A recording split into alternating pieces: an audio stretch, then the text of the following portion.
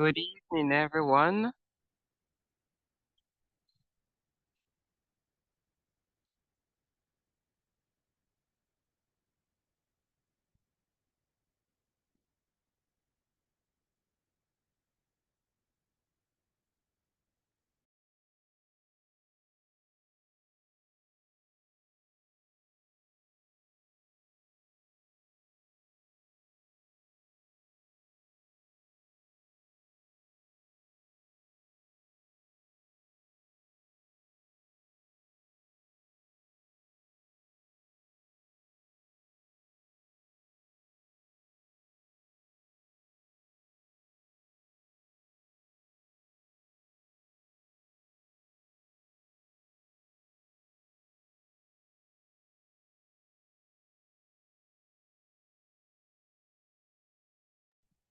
Good evening, everyone. Good evening, Miss Philomena. Um, it's a pleasure to have you join us in this year's YCC conference. So we'll wait for other participants to join us in a couple of minutes, and then we fully begin.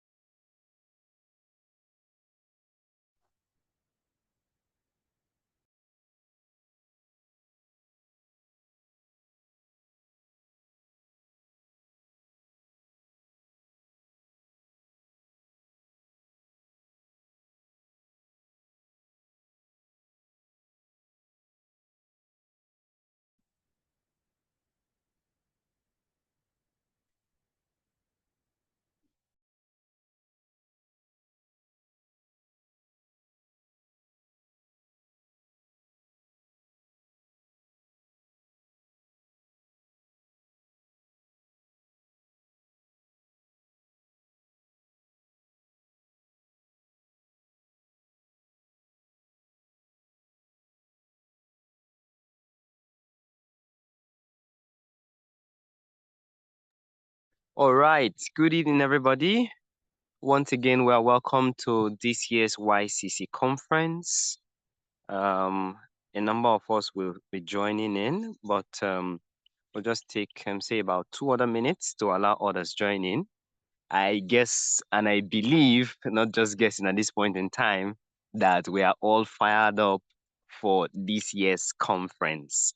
While we wait for others to join in, I'll just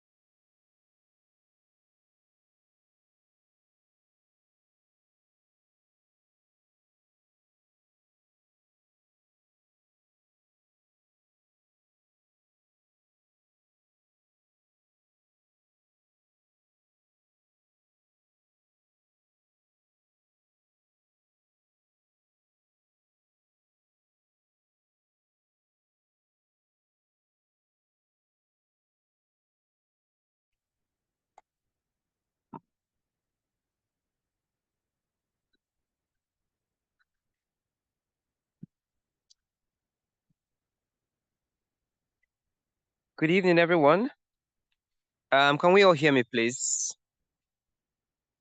If you can hear me, you could just give me an emoji or you unmute and just um, tell us that you can hear me clearly. Good evening, sir. Good evening, everyone. Yes, we can hear you. You're audible. Oh, great, great, great. Good evening. Thank you so very much for joining us this evening. I guess we are all fired up for this evening's conference, this year's YCC conference. Trust me, it's going to be a very interesting one, that in which we are not just going to be doing some dissection or x-ray. We're also going to be learning and growing in the process. While we are waiting for others to join us, I know some other persons who have been registered participants for this session will be joining us in a couple of minutes. But while we are doing that, I'll quickly want to just reiterate our topic for this year's conference. So we are going to be doing this as a team. We're going to be doing this together because it is not just me who is going to be talking to us. We have almost everybody who is going to be active on this call. Before I fully kickstart, my name is Mr. Innocent Anide. I'll be a moderator for tonight's session. I'm actually representing the virtual event management team. So we're going to be doing this together, and it's a pleasure to have us here today. So before we fully kickstart, I would want someone to just tell us our topic for this year's YCC conference. Yes, someone from the house, please.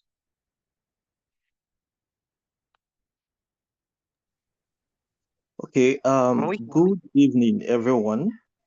Yes, good evening. Go My ahead. name is David Oji. The topic for YCC 2025 is Sit Down and Build. It's an x-ray into gaining stability and then greater height in life. Thank you.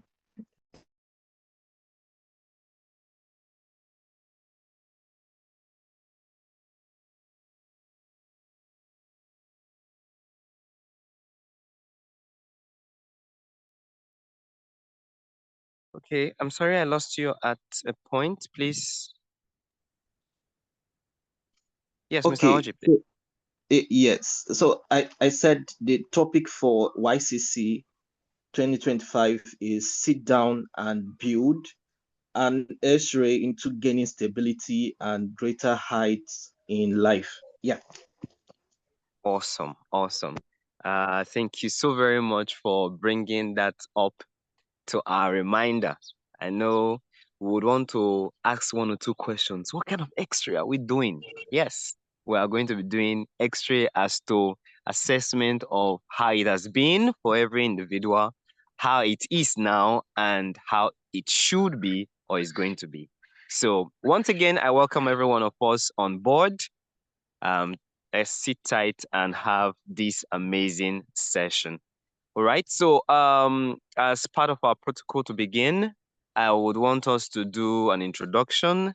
I already mentioned that my name again is Mr. Innocent Anide, team lead for the virtual event management team, and I'll be moderating tonight's session. So let's just have us on the call. Tell us your name and where you are joining the conference from. This is a virtual session, and I believe we are still at different parts of the country and even outside the shores of Nigeria. So just tell us your name and where you are joining us from. Thank you. Yes, you can unmute your mic, please. Who's going first? Hello, everyone. Hello, good evening from Hello, Nigeria. good evening. Mr. Innocent, and good evening, everyone. My name is Faith. I'm joining in from Nigeria, Abuja to be precise. Thank you. Oh, Hoping to great. have a nice meeting today. Definitely, it's going to be a nice one. Thank you so much, Madam Faith, for joining me. Yes, go ahead, please. Hello, can Yes, anybody hear me? Yes, we can hear you loud and clear. Please go ahead.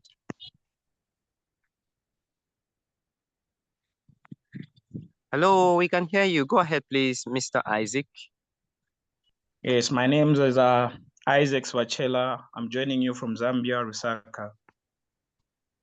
Awesome. So we have participants outside Nigeria, and it's interesting. YCC conference all around the globe. Thank you, Mr. Isaac, for joining in. Yes, please, let's have more participants. Introduce yourself, tell us your name and where you're joining us from. Hello, good evening. Good evening. Yes, good evening. Yes, my name is Esther, and I'm joining from Delta State, Nigeria.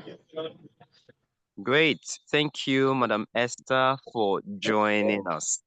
All right, from Delta State, Nigeria. Yes, let's have other persons, please, so we can make very good use of our time. Thank you. Okay, good evening, everyone. Good evening. You're welcome. Yes, my name is Asma Kahamande. I am joining live here in Abuja. Thank you. Right. Thank you so very much for joining us from Abuja, Nigeria.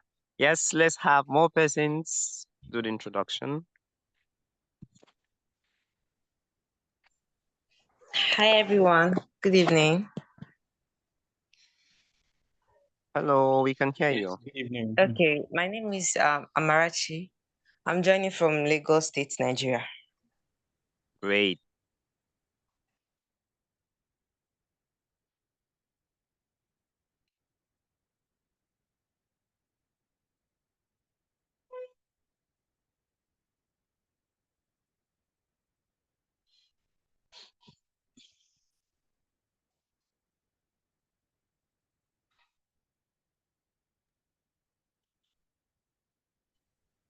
Thank you, Amarachi, for joining us. Hello, can we still hear me?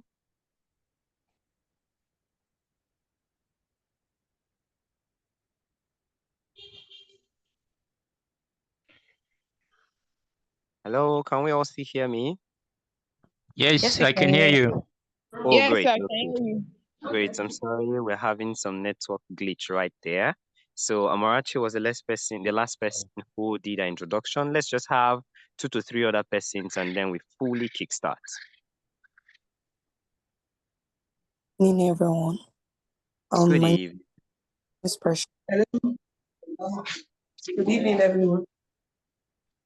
Yes, good evening. Hello. Yes, we can hear you. Can you hear Good me? evening. Good evening, Miss Phil. Okay. Please go ahead. We can hear you. Yeah, my name is Mrs. Phil from Edo State, Nigeria. Thank you. It's a glad and privilege to be with us today. So, Thank you so very much, Miss Phil from Edo State, Nigeria. Of course, it's a pleasure to have you join us today. Before Miss Phil joined in, I think someone was trying to also speak up. Yes, please. Let's have you now. Good evening, everyone. I'm Blessing from Abuja. Good evening, Miss Blessing from Abuja. Thank you so very much. So, for the sake of time, we'll just take 2 more persons and then we go ahead, please.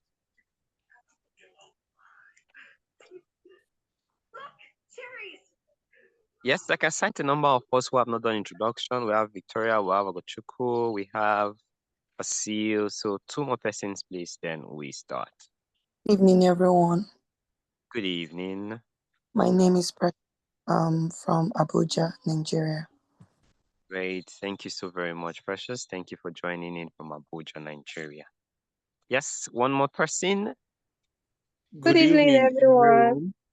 Okay, 2 coming at a time. All right, we'll take the 2. Yes.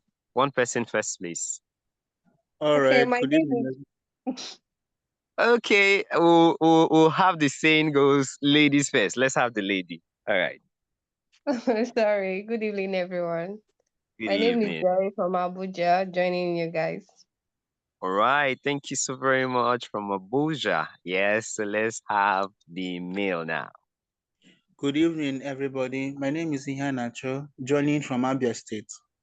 Yes, Mr. Ihianacho, right from the southeastern part of Nigeria, of your state. Thank you for joining us. Okay, so while we're still taking other persons as they join us, let's try to also make use of the chat box. Just in case we have not done our introduction, you can introduce yourself right there and I'll pick it up from there. Also, we are going to, as much as possible, maximize our time in the course of today's session. This is the first session of the YCC conference, and of course, it's going to be an interesting one. We have 2 great speakers who will, not just great speakers, very seasoned speakers who will be talking to us today in the course of this conference. But while we are getting prepared for that, I believe the ICT team will be available to give us the first documentary. We are going to be taking a brief documentary, after which we'll bring in our first speaker for today. The ICT team, please. Are we ready? So we're going to take a brief documentary and then we'll have the first speaker come up on stage. I'll do the introduction of that speaker, although it has been shared on the group. The two speakers for today, their name, their bio have briefly been shared on the group, but I'll be taking that just before the speaker comes in. ICT team, please. The first documentary.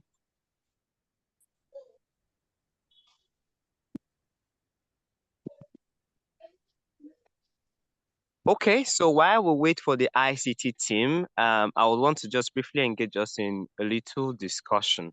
As I said, it's going to be an interactive session, and I believe the topic for this year's conference is very thought-provoking, given that it's an opportunity for us to sit down and actually do a kind of critical examination. Of course, according to one of our um, great legends of the time who would say, an unexamined life is not worth living, you know. So at every point in time, as we make progress in the course of life itself, it is important that every one of us would sit down at some point, take stock, and say, where have I been? What have I done? How far have I gone? What progress have I achieved? And then you're trying to now do an assessment of the current state that you are and then where you should be.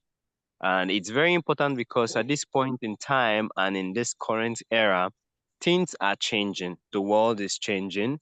Things around us are changing. And it is very important that we have to change, not say change our person individually, but we have to, flow with the tide. We have to be able to adapt to the changing situation of the world. So it will be very important that while we set our own goals and also want to do certain things for ourselves, it is very necessary that we'll have to do this assessment of how well we are fed. So I would want to ask just two persons to tell us what are your expectations for this conference, given the topic before us. What are your expectations? Two persons, just two persons, please.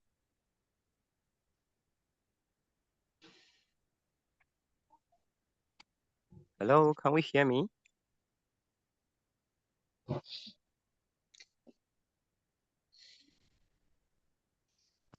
Hello, great people. Can you still hear me? Yeah, I can hear you, sir. Okay, so I just dropped a question. What are your expectations given the topic for this year's conference? What are your expectations for this year's conference?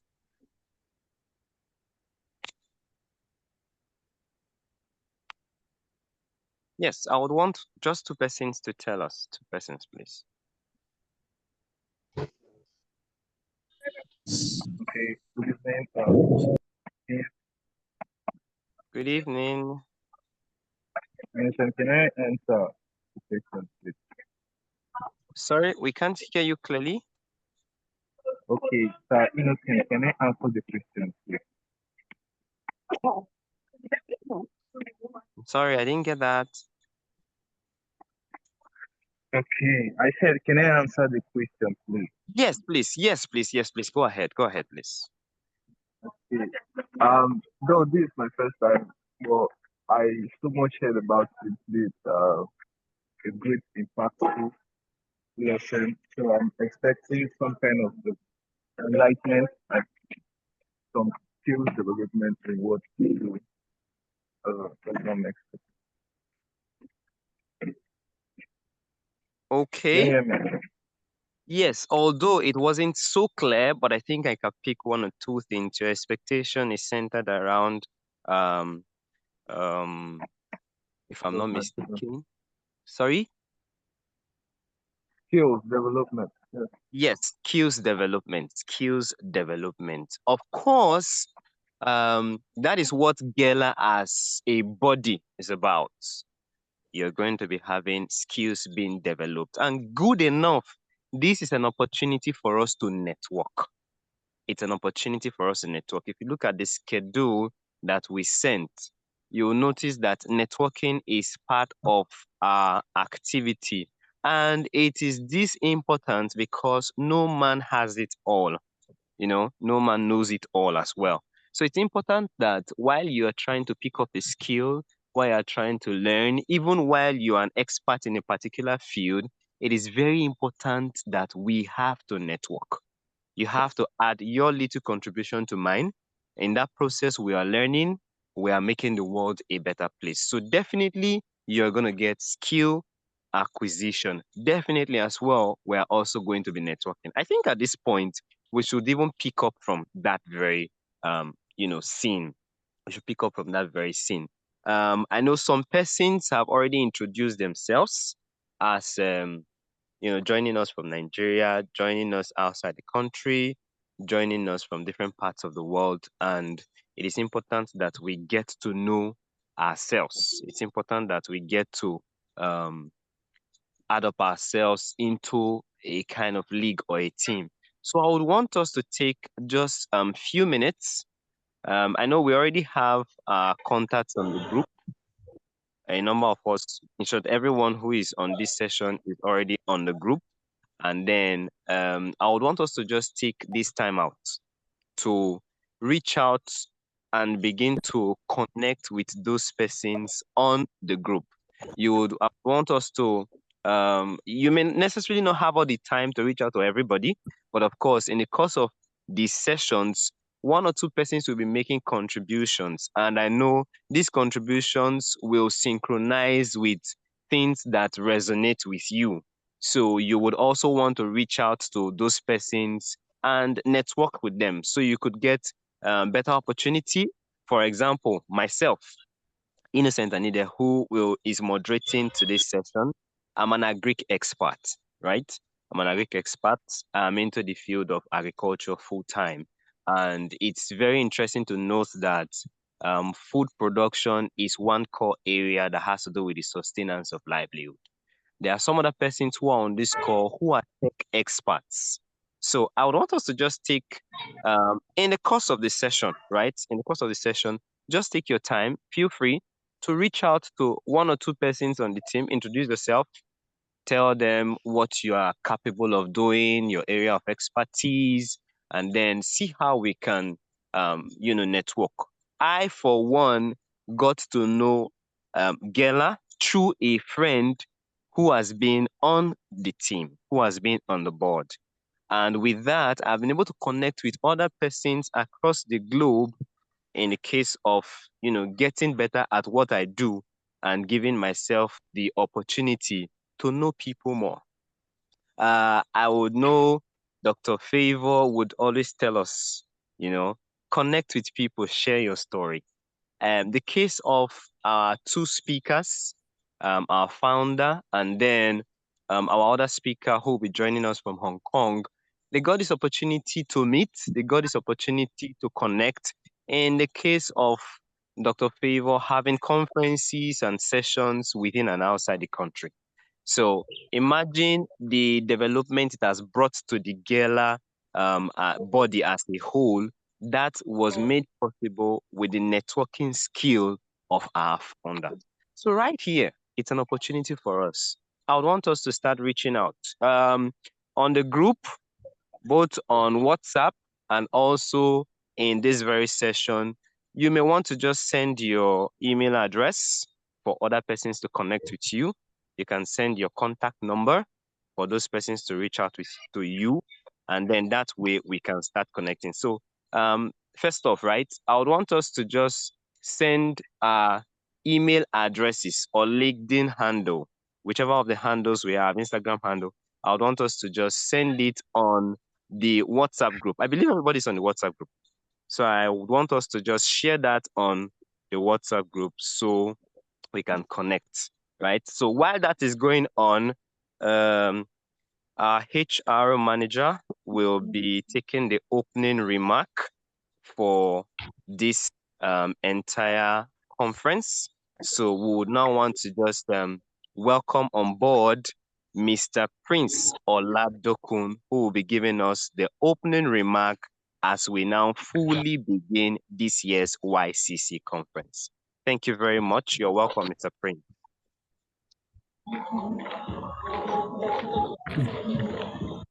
Okay, good evening, everybody. Good evening to the entire Gela community.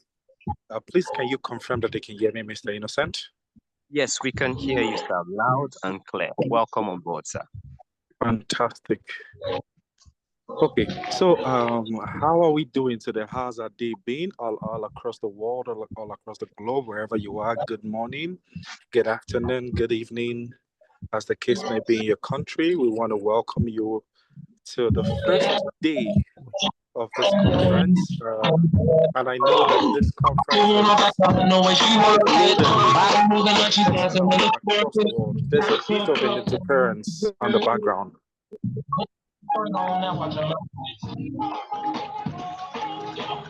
Okay, Mr. Innocent, please can you confirm where the interference is coming from, please? There's a bit of Okay. interference on the background. Please, for other persons who are not speaking, can you please place your mic on mute so we don't have that interference, please? Just mute yourself except you are speaking at the moment.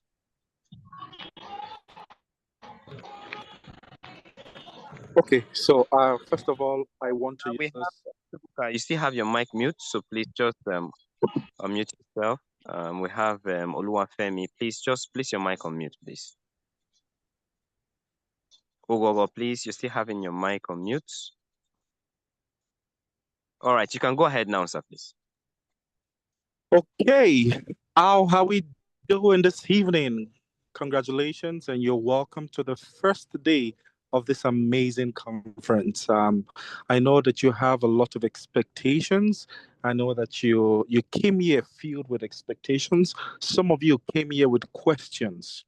Some of you came here with lots of inquiries, with several questions. Some of you at a phase of your life or at different phases of life where life seemed to be throwing so much questions at you, where probably life is throwing so much punches, as the case may be. Some of you have got so much questions. Some of you right now are in a phase of life that you seem so overwhelmed. And you seem so overwhelmed that you don't know the next phase of life to go. You don't know. You're currently at a T junction with multiple choices or decision to make, and you don't want to make the wrong one. Some of you have several questions in terms of career, in terms of probably a decision that could change your life forever, and you want to be sure that it's the right decision. Some of you are stuck probably in your country and you want to explore other countries. Some of you just want to travel right now. That's your greatest need. Most of us here, that we are just at different phases of life, but one thing is constant. We are all young professionals gathered in this room this wonderful evening. We are all young professionals, young minds, curious minds, productive minds, minds filled with dreams, mind loaded with ideas, minds that you know that the future is beyond what you're currently experiencing. You know that there's more to life. You know you don't need anybody to tell you. Probably you are so sure that, I mean, there's more to life. Something tells you deep down that where you are right now is not where you ought to be. And so I want to welcome you all. Whichever category you fall into, it's okay. It's okay. And I would also like to establish that it's also okay to not have the full picture. It's okay to not be able to figure life out entirely. And that's why you're here. That's why this conference has been put together specifically for you to help you understand the next phase of your life. Some of you, after this conference, you will gain clarity. Some of you will find purpose. Some of you, you would get answers to questions. Some of you, you would start living a fulfilled life. Some of you, you would meet networks that will transform the next 5 to 10 years of your life. So the purpose of this remark is to let you know that in conferences like this, there are endless and limitless possibilities. So I want to open up your mind to see those possibilities. I want you to be as expectant as possible. I want you to be to be ready. Don't have a fixed mindset in events like this because you have no idea where your answers can come. So I want to challenge you. I want to dare you to dream big. Keep those dreams alive. Don't let go of those dreams. Don't think your dreams are too big because indeed one thing I believe is that dreams still come true. So I want to use this on behalf of the entire Gala community, the leadership of Gala, Dr. Favor. I really want to welcome you all to this conference. The entire leadership, the entire board of advisory, the entire executive board. I cannot start mentioning names, but I really want to appreciate you for all the cohorts. Okay, for all the cohorts that that has Open the actually. door by yourself. He's not going to wind down now. Okay, for everybody who had gone through Gela and you found value, you found you've really, really gotten value from Gela. I want you to know that Gela is just starting. And one of these platforms is the platform created for you to explore your dreams. So don't have a mindset. Right now, I want you to open up your mind, get your writing materials, be ready to learn, be ready to explore, be ready to dream big. We're ready to network. And I end with this. Ladies and gentlemen, the next win you're looking for won't come with competition. The world doesn't thrive on competition. The new currency is collaboration. So I call on great minds all over the world that rather than be the best in what you're doing, why not gather more hands who see your dreams, who see your vision, and build a team that can help you get there faster. So if you want to, if you want to go, if you want to be big, go alone. But if you want to go wide, you want to reach the greater world, you want to reach the global scale, I believe in collaboration. It's time to collaborate. It's time to network.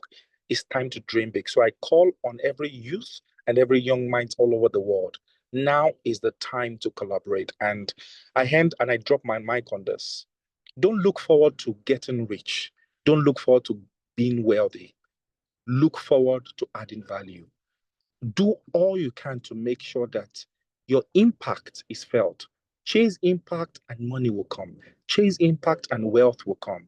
Don't chase wealth, don't chase money. Make sure that every day of your life is filled with impacting your world. Make sure that everybody that comes across your life, as from today, is impacted by something from you, something you do. Leave this world or make sure that every day of your life counts. And with that, the world will stand in awe of your breakthrough, of your magnitude of influence. So on this note, I yield my mic and I say welcome to Gela, to YCC 2025. God bless you and welcome. God bless you, sir. Thank you so very much for those very lovely take-off points. Don't chase after wealth, chase after making impact, chase after giving value. And of course, collaboration is one great currency at the moment, if not even the greatest. So, as we collaborate, let's have an open mind to impacting and making value. Thank you so very much from our HR team, our HR manager there for Gela. Thank you so very much for that welcoming remark. It's, of course, great to have you on this session today and also on the entire Gela team. Thank you once again. I see some of us already sending in names, email, and all of that on the group. Thank you so very much for wanting to connect. Please, it doesn't stop at that.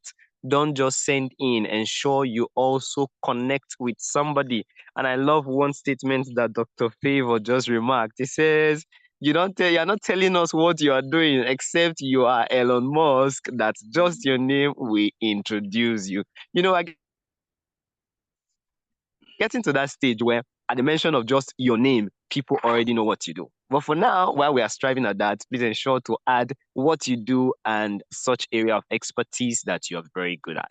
That alone is a very good introduction. Thank you so very much once again. So we don't want to waste much of our time. I believe the ICT team is now ready to give us our first documentary for today. Thank you. ICT team, please, over to you.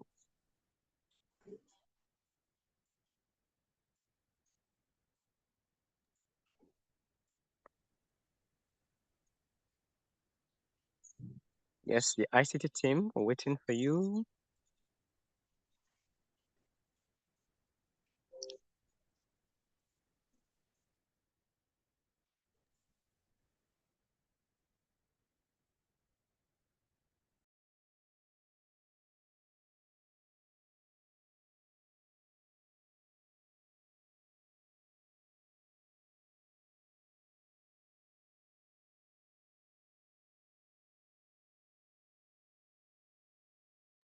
Okay, so while we are still waiting for the ICT team, I believe we have some network hitch there. We'll quickly just introduce our first speaker for today so that we can fully begin. This first session will be talking about the power of consistency. I know a number of us have heard about this, the power of consistency. A number of us have heard about consistency, but our speaker for today will be doing so much justice to this, and we just are itching to actually let her in so that she can do so much justice to the topic. And as we have posted before now, our first speaker. Can we still hear me, please? Confirm if you can hear me. Yes, sir, we can hear you. Oh, great. Okay, so our first speaker today will be our very own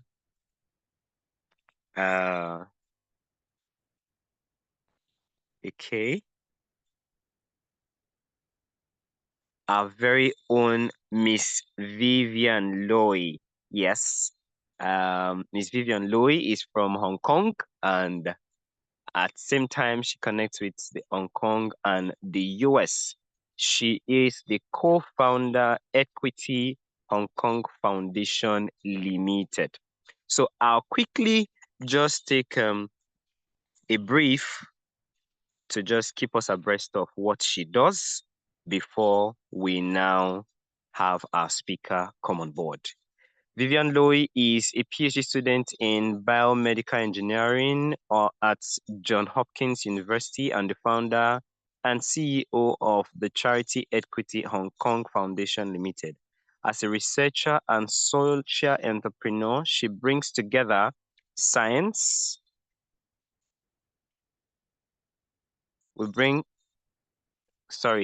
As a researcher and social entrepreneur, she brings together science, education, and empathy to address some of today's most pressing challenges.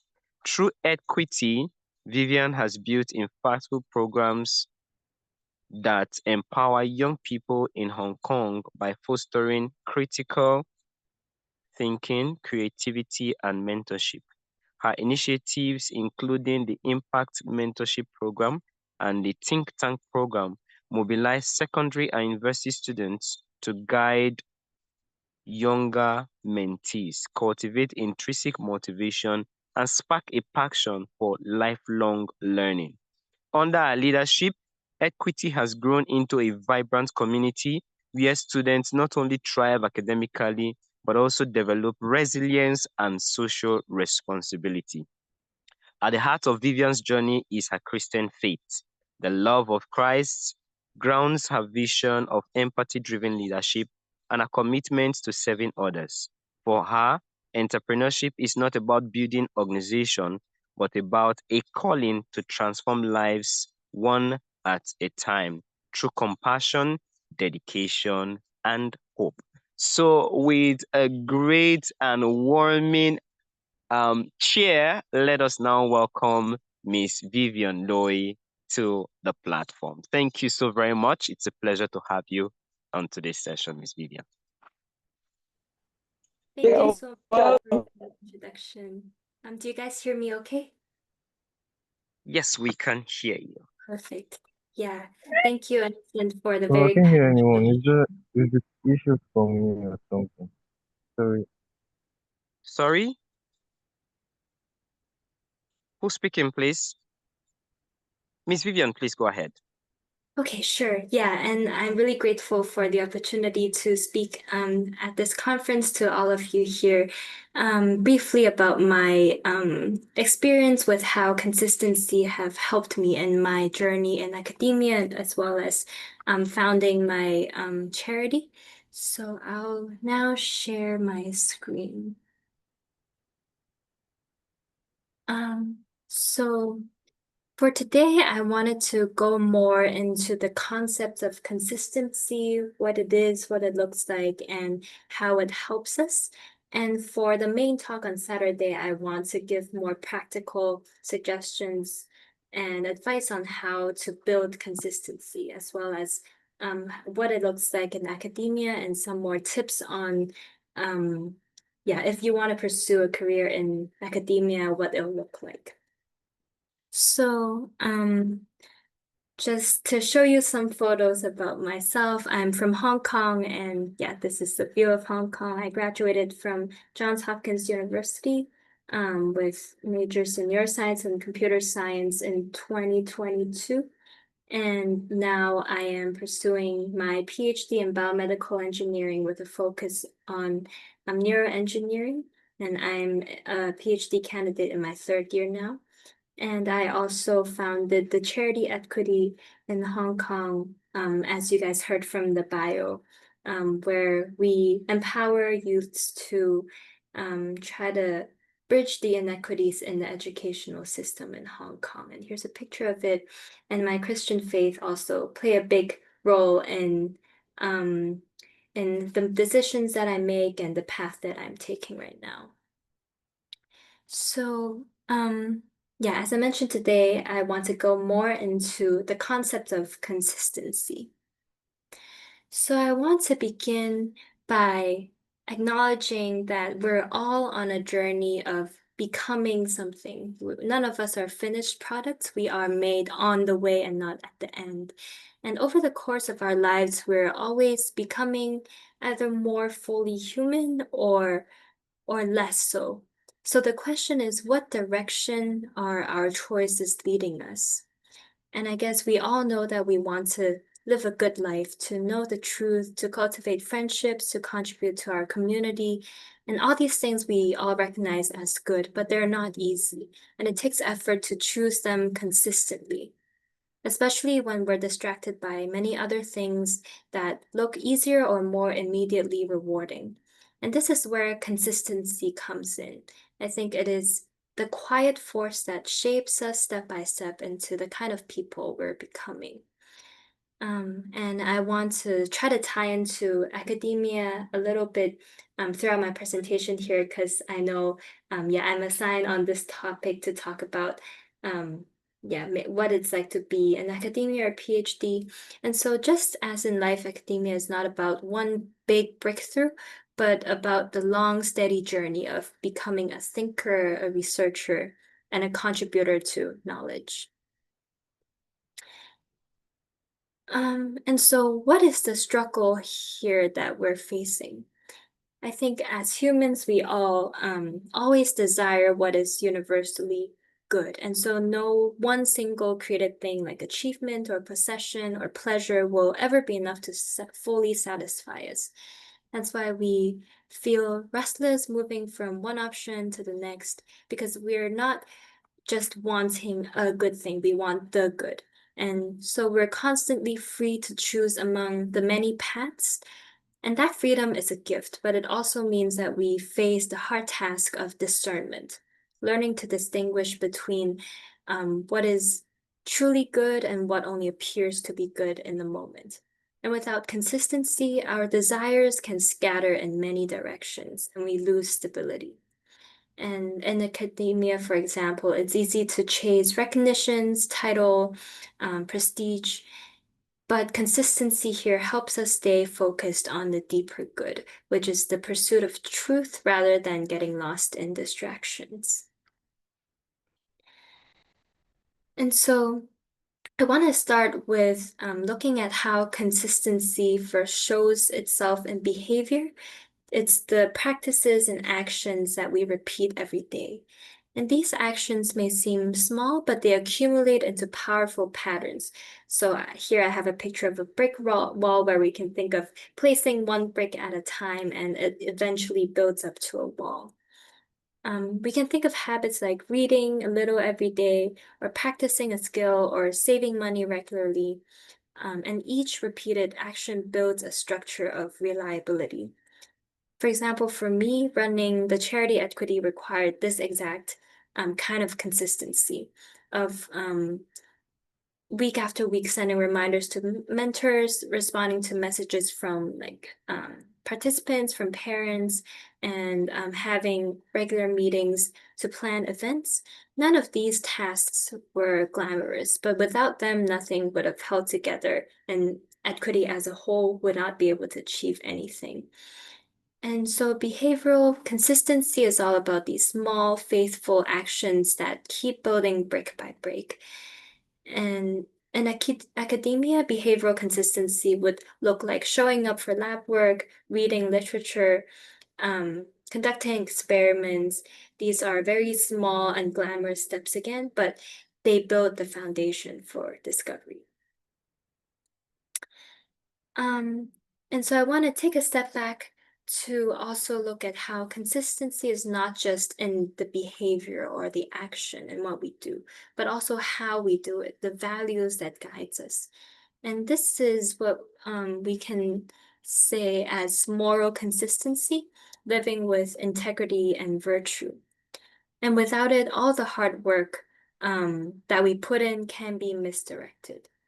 For example, when running equity, there would be times when it would be easier to compromise on our mission or to accept shortcuts to funding. But true stability comes from holding firm to the values that give meaning to our work. One famous philosopher in Catholicism named St. Thomas Aquinas, he would call this virtue, which is a stable disposition that empowers us to choose the good easily and joyfully. And in contrast to virtue would be a vice, which is a disposition that leads us to consistently choose the lesser goods. And so consistency in the attitude ensures that our persistence is directed towards what truly matters. And in academia, moral consistency matters when I face questions like, do I cut corners when collecting data? Do I chase quantity over quality? So yeah, my attitude determines not only the ultimate success, but my credibility. And so this is where habits comes in. When we think about our repeated actions and choices, I will talk more into like the neuroscience behind it on my main talk, but I think humans are wired to form habits, and they are what shape us into who we become. There's an American philosopher named Will Durant. He said, we are what we repeatedly do. Excellence then is not an act, but a habit. And St. Thomas Aquinas adds that habits are never neutral. They form deep dispositions within us, and they make us inclined to choose in a certain way again and again. So if I consistently practice courage, I become more courageous. And if I consistently indulge in laziness, I become lazy. So our habits create stability and identity. They shape not only our behavior, but also our very own character.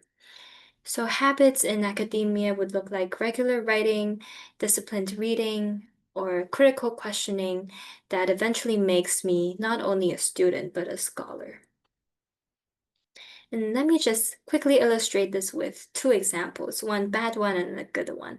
On the left, we see like drinks, and we can imagine a college student who spends their Friday night partying until 2 a.m., sleeping away on Saturday, and then cramming on Sunday. So over time, that's not just a routine, but becomes part of who he is, a disposition he finds hard to resist. So this habit would be of a negative impact.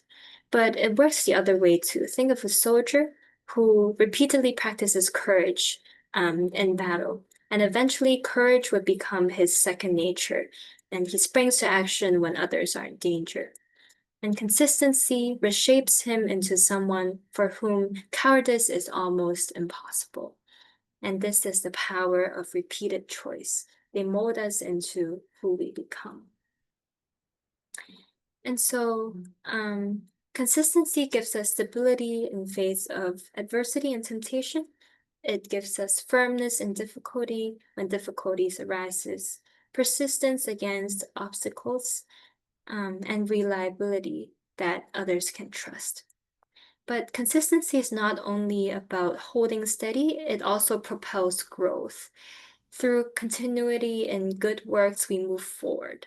And the small, consistent actions we take can add up to long-term transformation.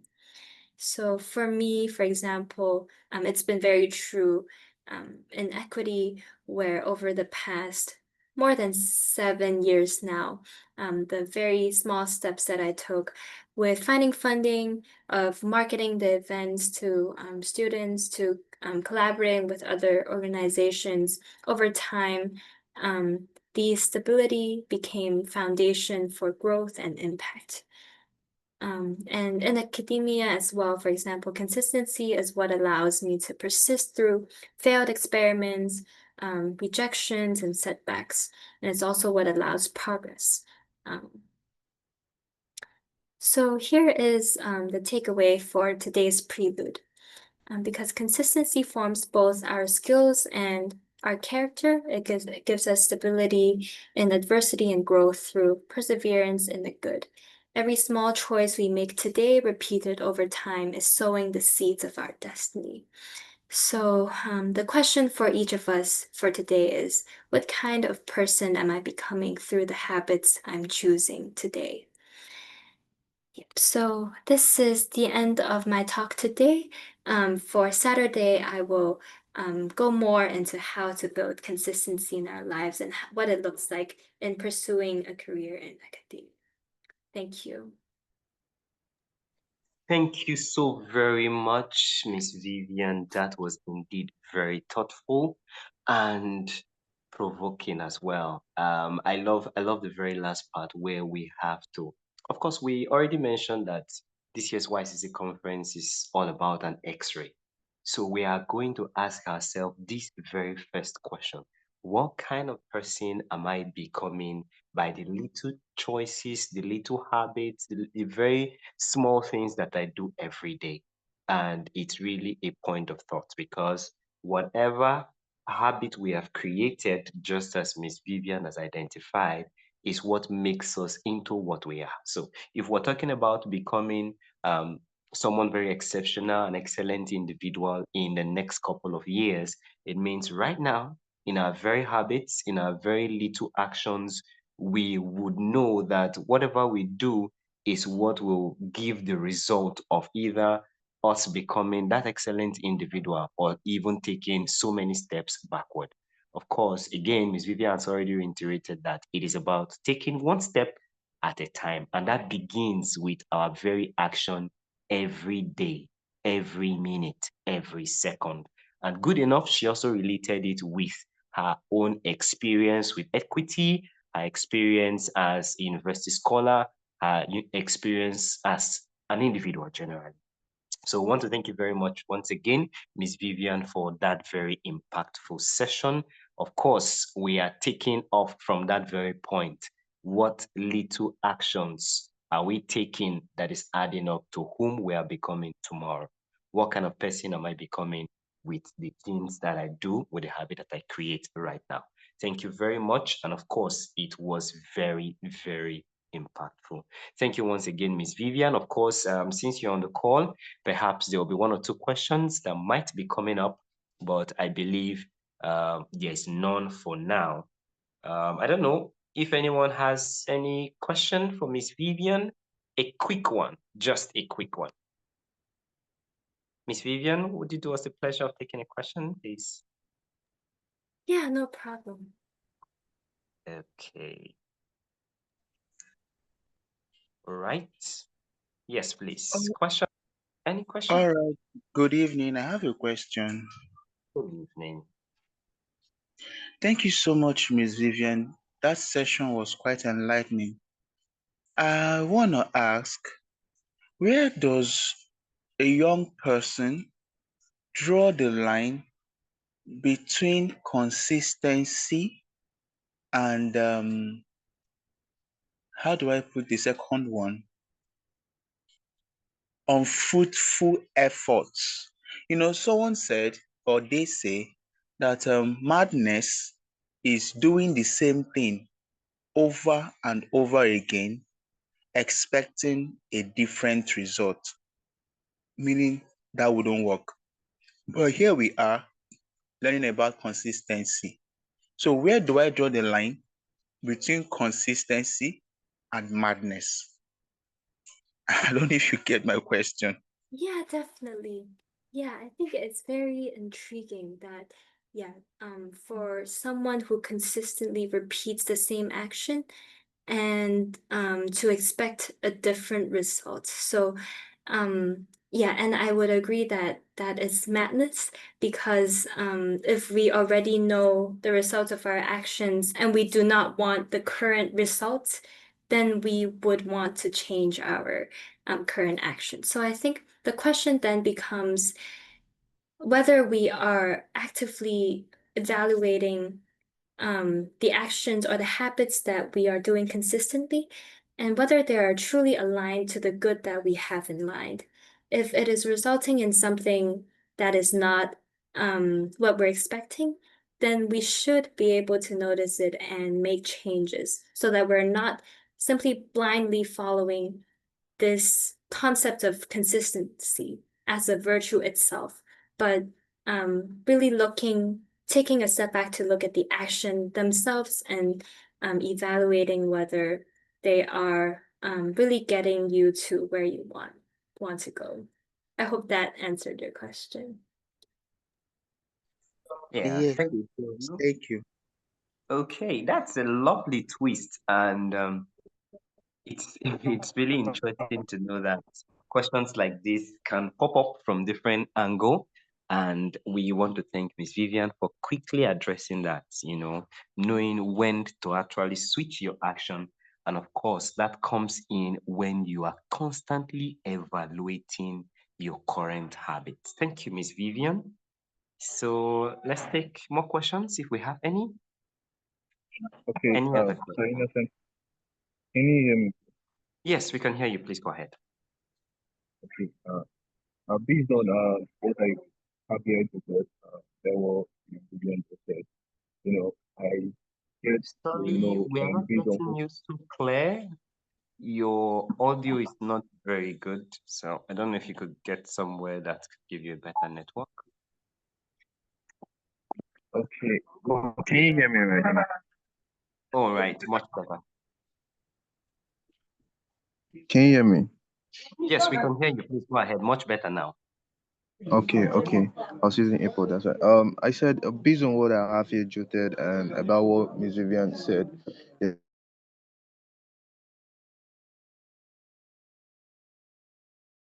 you I know, think we're I losing you and there.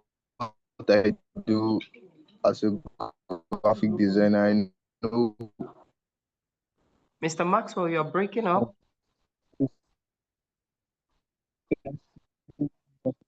Okay,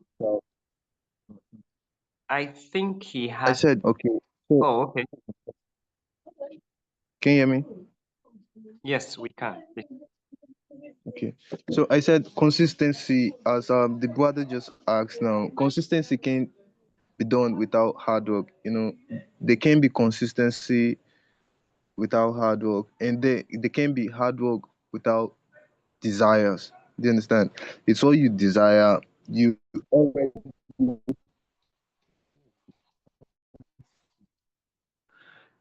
if you're doing something, if you want a result, you're doing it consistently. Okay, I want to be a professional in graphic design, and I consistently design. That's what I want to be. I cannot put that effort. I cannot just decide to just be designing every day, and I want to be a doctor or something. Do you understand? It will become total. You'll be seeing it so irritating to some point. Do you get what I say? So, can you hear me? Oh, Yes, I jeez. hear you. I'm Was I trying just to, yes, I'm following up the question, trying to follow up. Just go ahead. okay? So, as I said there will not be consistency without hard work, and there can be hard work without desires. So, thanks to Miss Vivian a lot. I've learned a lot added to what I have, and it's helpful. It's helpful. Thank you. All right, thank you. So that wasn't the question because it was the exact point I was moving at. He was making a contribution saying that in addition to wanting to be consistent, there is need for hard work. And I believe Miss Vivian also rephrased that as smart work. And then the part of being having a very strong passion or desire. So I don't know if Miss Vivian would want to just chip in one or two before we move into the next section. Yeah, I think Maxwell brought up a really good point that the desire behind the actions that you take is like the most important piece for keeping your actions and habits consistent, because without that, you are taking out like the meaning of behind the actions that you decide to take. And so yeah, I think the two questions that you guys brought up, like how to evaluate the habits as well as choosing the habits themselves at the beginning, that is aligning to your desire for the good that you're pursuing. I think these are things that I will go dive deeper into on Saturday. So thank you for the great points. All right, thank you very much. Saturday will be just another day to dive deeper. Yes, thank you. Thank you, Miss Vivian. It's been a pleasure having you here on this session today. For other persons who would want to ask one or two questions, you can use the chat box while we continue with the other activities. Thank you once again, Miss Vivian. It was really great learning from you. Thank you. All right, so we'll now go to the ICT team who will be presenting a brief documentary before we have our next speaker. The ICT team, please, if you're ready. All right, the documentary that will be coming up will have every one of us listen and go through this documentary. Whatever lesson, I believe the ICT team will be sharing that of two great personalities. So we're going to learn from the story and we're going to share. And the second rule of investment is don't forget the first rule, and that's all the rules there are. I mean, if you buy things for far below what they're worth and you buy a group of them, you basically don't lose money. Warren Buffett is reportedly worth over $100 billion. From a shy boy selling Coca-Cola door to door to molding Berkshire Hathaway into a billion-dollar empire, the Oracle of Omaha has remained as one of the richest men in the world. But what makes him so unique among the wealthy is that he didn't inherit his fortune, nor did he acquire it by innovating technology, but rather he grew his wealth by winning consistently in the stock market. So how did he do it? What did he do differently where so many others have failed? In this video, we're going to learn how Warren Buffett beat the stock market and became a self-made investment billionaire, starting from the very beginning.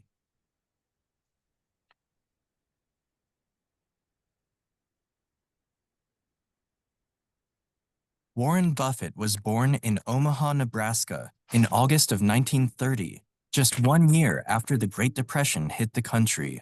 In his early childhood, he noticed how people struggled to make a living due to the severe economic crisis and quickly learned about the importance of money. Luckily,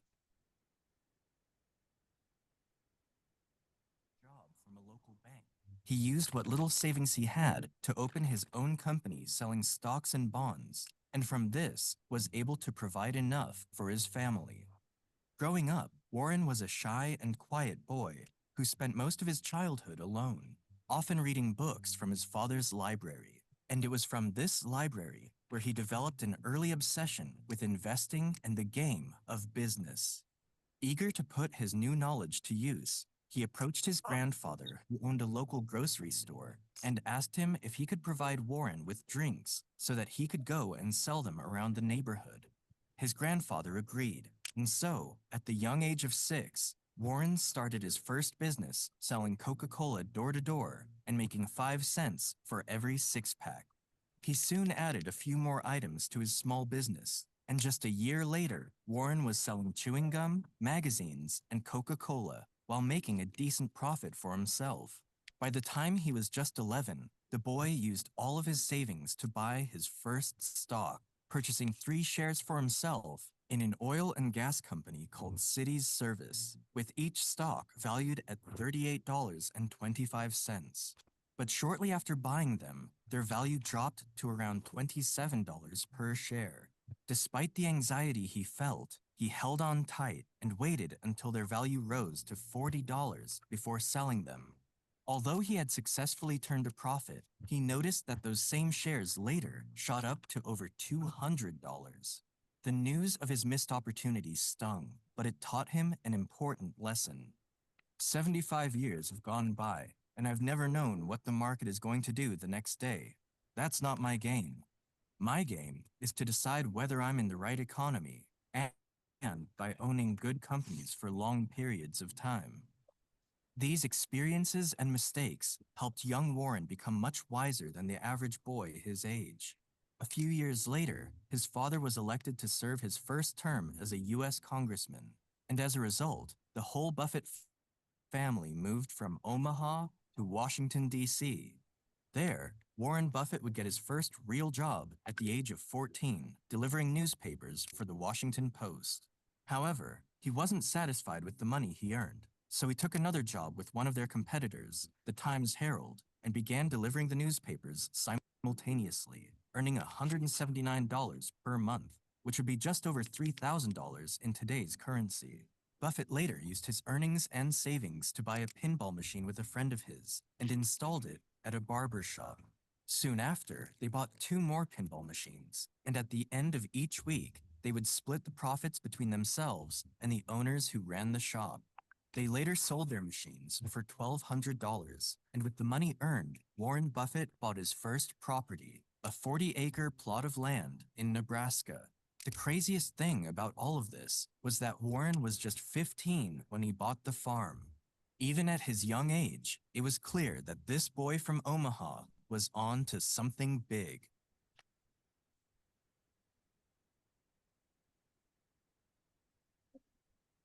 After graduating from high school in 1947, Buffett was eager to begin his life as a full-time stockbroker. However, his father wanted him to go to college, and so Warren enrolled at the University of Pennsylvania and was able to pay for his studies with the earnings from his Nebraska farmland, which he rented out. After obtaining his bachelor's degree in business administration from the University of Nebraska, he was later rejected by Harvard when he applied for his master's degree. This rejection, however, turned out to be a blessing in disguise, leading him to enroll at the Columbia Business School, where he met a teacher who would change his life, Benjamin Graham. Benjamin Graham was an economist and investor whose work and writings Buffett was already familiar with. In fact, the same year that they met, Graham had just published one of the most famous books of his career, The Intelligent Investor. In simple terms, the book was a step-by-step guide on how to invest successfully and consistently without speculating by buying stocks that were undervalued. Warren quickly became one of Benjamin Graham's best students, and according to Buffett, Graham would go on to become one of the most influential men in his life after his father. After receiving his master's degree in economics, Buffett was eager to start his career and yearned to work near the headquarters of the biggest investment firms in the country and home of the historic New York Stock Exchange, Wall Street. However, one major problem stood in his way. Despite his wealth of knowledge in business management and investing, Warren Buffett was still an introverted 21-year-old who couldn't present himself as the charismatic business tycoon he's become today. He was terrified of talking to new people, and at times would even throw up out of pure nervousness. Nevertheless, he summoned the courage and signed up for a public speaking course, and that move turned out to be one of the best investments he ever made. Investing in yourself is the best thing you can do. The more you learn, the more you earn. Not too long after, Benjamin Graham contacted Buffett and offered him a job at his investing firm in New York, to which the young man gladly agreed. There, he mastered the art of security analysis, learning how to see the real value of a company based on their balance sheets. But while Graham and Buffett shared a mutual respect for each other, the differences in their philosophies soon became obvious. Buffett was more interested in understanding how companies worked and believed that the company's management should be part of the investment decision process. But Graham disagreed. Graham was more concerned with the company's numbers and balance sheets, and it didn't help matters that he was also a difficult man to work with, expecting strict compliance to the conventional rules of investing, which Buffett's young mind was constantly questioning. But ultimately, their disagreements wouldn't matter, because by 1956, Warren Buffett was on his own after Graham decided to retire and shut down the partnership. Nevertheless, the young man had built up his savings from $9,800 to $175,000. And more importantly, he gained firsthand experience running a New York investment firm. He was now ready to establish his own partnership, making those who invested in him into millionaires, while also transforming himself into one of the wealthiest people in the world.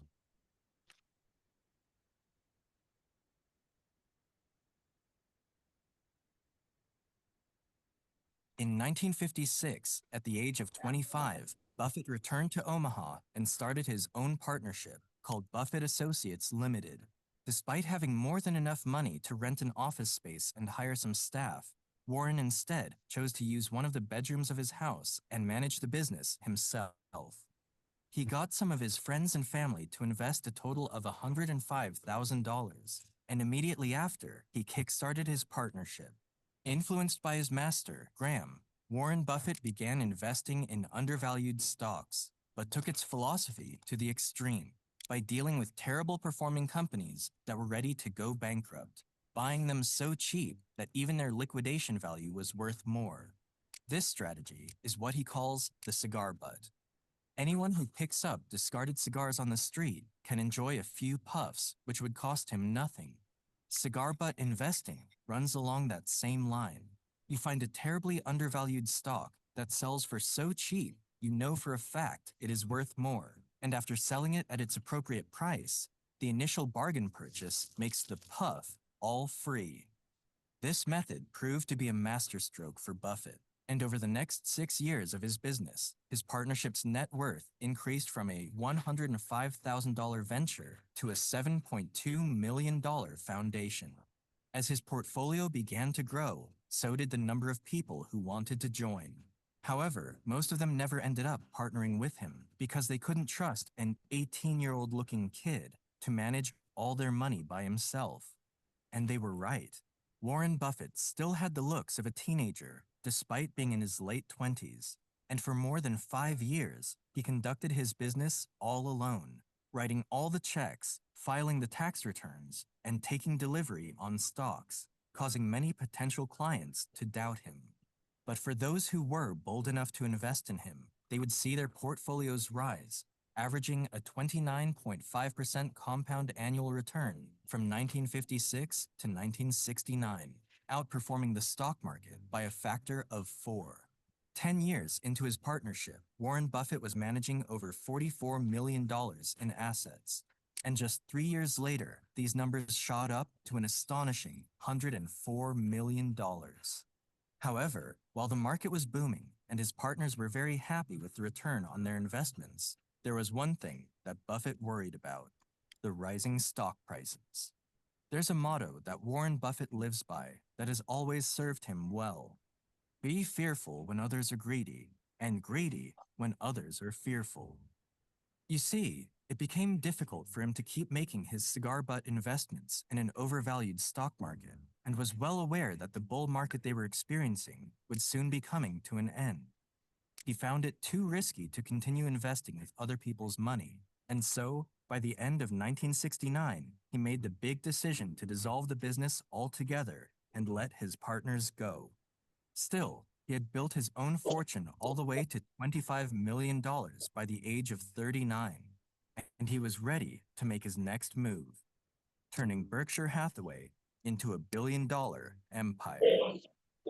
Now, to amass such a fortune, smart investors. All right. Thank you so very much to the ICT team. I believe we already have learned so much already. Uh, I don't know if we want to start asking what we have learned. There are a number of things. There are a number of things really, and it's a very interesting story. Starting from the very scratch and then getting up to such billion dollar investment in a short while. So let's have your thoughts, but not immediately, right? So at the beginning, our HR manager already mentioned I was supposed to have our pen and our paper. Whatever you're going to use to write, please start penning down what we have learned while we quickly switch to the next video, please. So ICT team, if you're ready for us, you can go ahead. Thank you.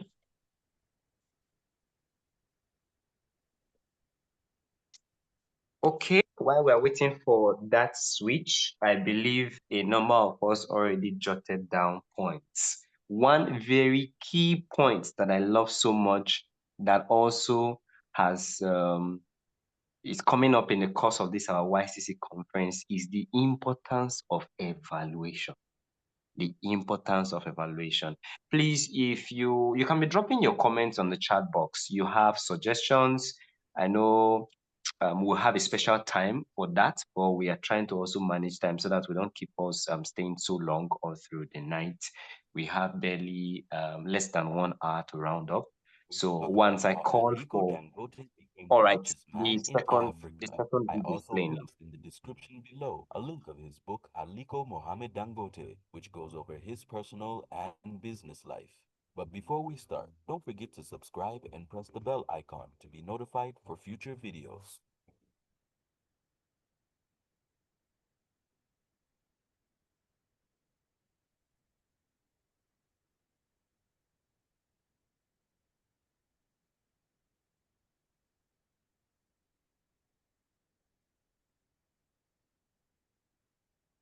So who is Aliko Dangote? Aliko Dangote is a businessman and the richest person in Africa. For the 10th time in a row, Aliko Dangote was named the richest man in Africa in 2021 with an estimated net worth of $12.1 billion. The business empire he began to build more than 3 decades ago, Dangote Group, is one of the largest private sector employers in Nigeria, as well as the most valuable conglomerate in West Africa. Shortly after graduating from college at 21, Dangote borrowed $3,000 from his uncle to import and sell agricultural commodities in Nigeria, his native country. His business venture quickly became a success, and as a result, he managed to repay the entire loan within 3 months of starting operation. Ultimately, Dangote was able to turn a local commodities trading business into a multi-billion-dollar corporation. Let's talk about his early life. Dangote was born in 1957. He grew up in an entrepreneurial household in Kano State, Nigeria. He was raised Muslim and lived an upper-class life. Dangote's grandfather, Sanusi Dantata, was once named one of the wealthiest people living in Kano. He made his fortune selling commodities like oats and rice. Dantata became Dangote's guardian in 1965 after the death of his father. Having spent much of his childhood with his grandfather, Dangote quickly became interested in the world of business. Once saying, "I can remember when I was in primary school, I would go and buy cartons of sweets, sugar boxes, and I would start selling them just to make money. I was so interested in business even at that time." At age 21, Dangote graduated from Egypt's Al-Azhar University, considered one of Islam's most prestigious universities. It was there the budding entrepreneur furthered his education in business. After graduating from college in 1977, Dangote managed to convince his uncle to lend him money to start a business. The funds from the loan allowed him to import soft commodities at wholesale prices from international suppliers. Two of his main imports were rice from Thailand and sugar from Brazil. He then sold those items in small quantities to consumers in his village at a lucrative markup. The venture quickly became successful and turned into a cash cow. In an interview with Forbes, Dangote claims that on his best days, he was realizing a daily net profit of $10,000. That allowed him to repay his uncle in only 3 months. In 1997, Dangote realized that acting as a middleman was a very costly endeavor, so he built a plant to produce what he had been importing and selling for the previous 20 years: pasta, sugar, salt, and flour. Around the same time, Dangote was awarded a state-owned cement company. Dangote significantly expanded the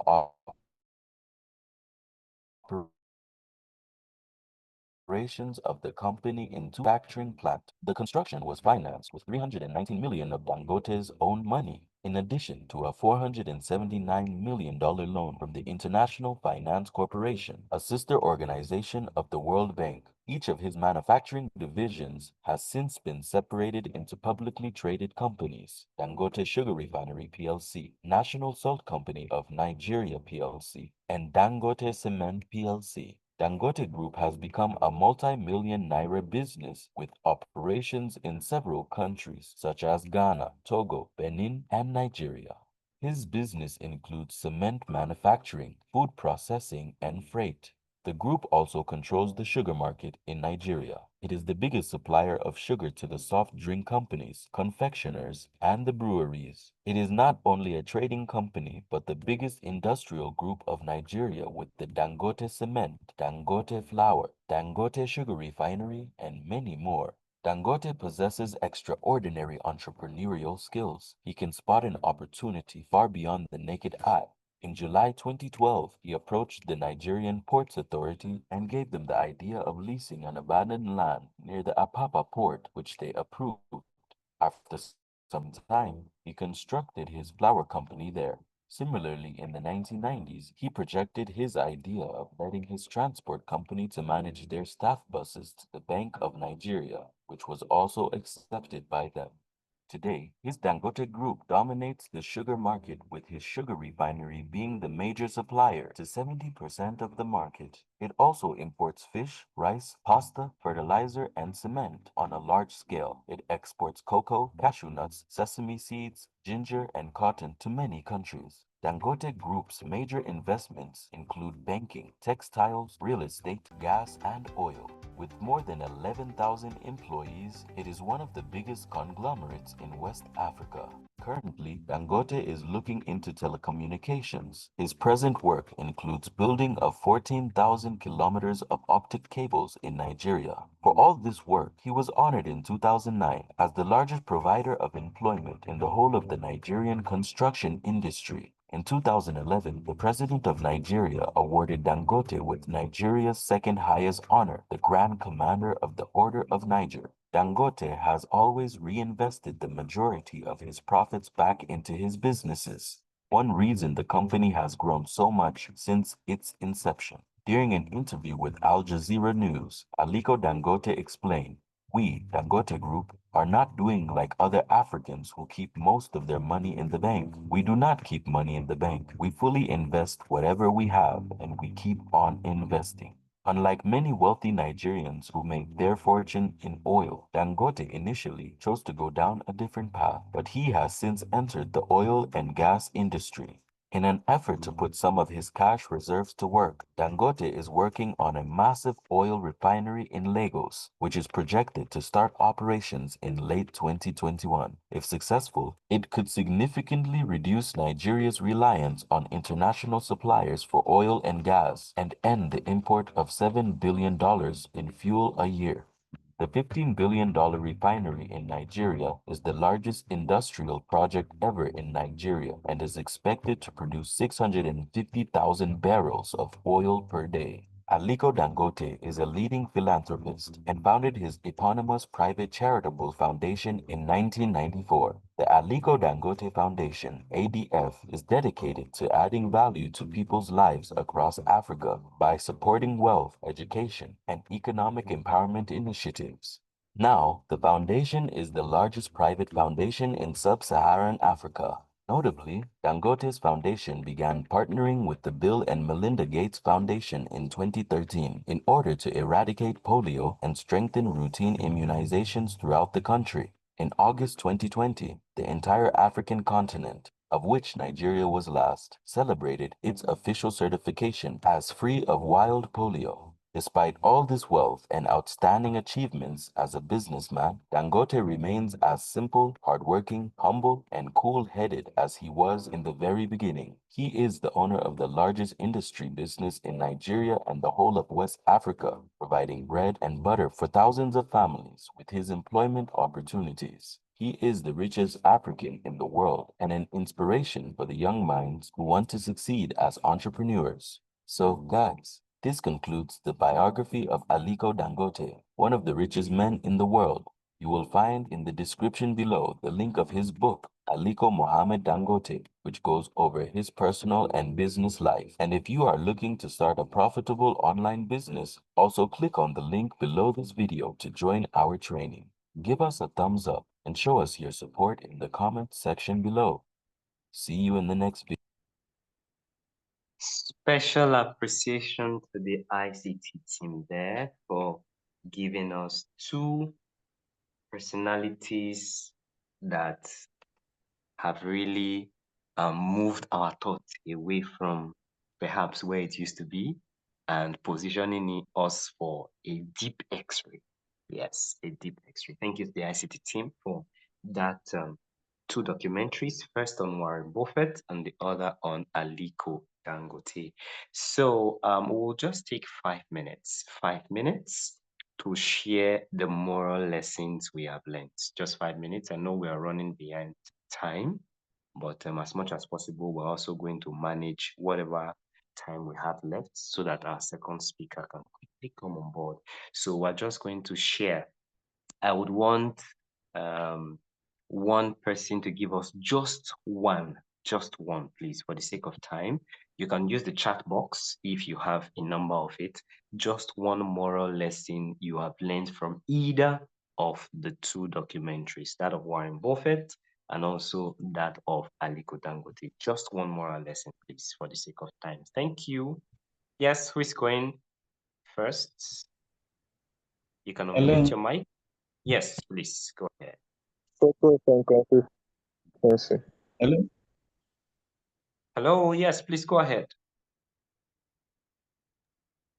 My name is Olonato Emmanuel Adeshina from Aliko Dangote's documentary. I learned that we should invest back the money that we get from our business back into business. This makes our business grow more bigger and bigger, which is better than just keeping our money in bank or just be reducing in value, but investing it back into business. We make much more impact into the business and into the community. Thank you, sir. That's a very solid point. Reinvestment. Thank you so very much. On to the next person. Yes, Mr. Joseph, your hand is up. Yes. Mr. Joseph, you can unmute. Yeah. Good evening, sir. Good evening. Welcome. Yeah, thank you for that. For the documentary. Why I love the two documentaries that it gave us different lights. We saw Dangote having a startup, and we saw a larger startup, and we saw Warren Buffett having just a little, not really a good startup per se. So one of the things I learned is that start from wherever you are. Start small with what is available and start early. We saw that both of them started early. They started early. That is why they are where they are. We saw the power of progress. We saw the power of compounding. So one of my take home here is start now. start with what is available. Thank you. Right. Thank you very much. Very renowned point there. Start wherever you are. Start now. Start small. Grow big. Thank you so very much. Thank you. Next person, please. Mr. Maxwell, I see your hand up. Okay. Can you hear me clearly? Because of this religious stuff here. Can you hear Yes, me? loud and clear. Please go ahead. Okay. The last speaker here just said it, but I can still add from what he said. Like start with what you have and where you are, and focus and consistency. That's what made Dangote what he is today. He had a dream. He focused on it. He started with what he has and where he was, and then now he's global. He didn't start global. He started from where he was, and he started from what he has. You know what I'm saying?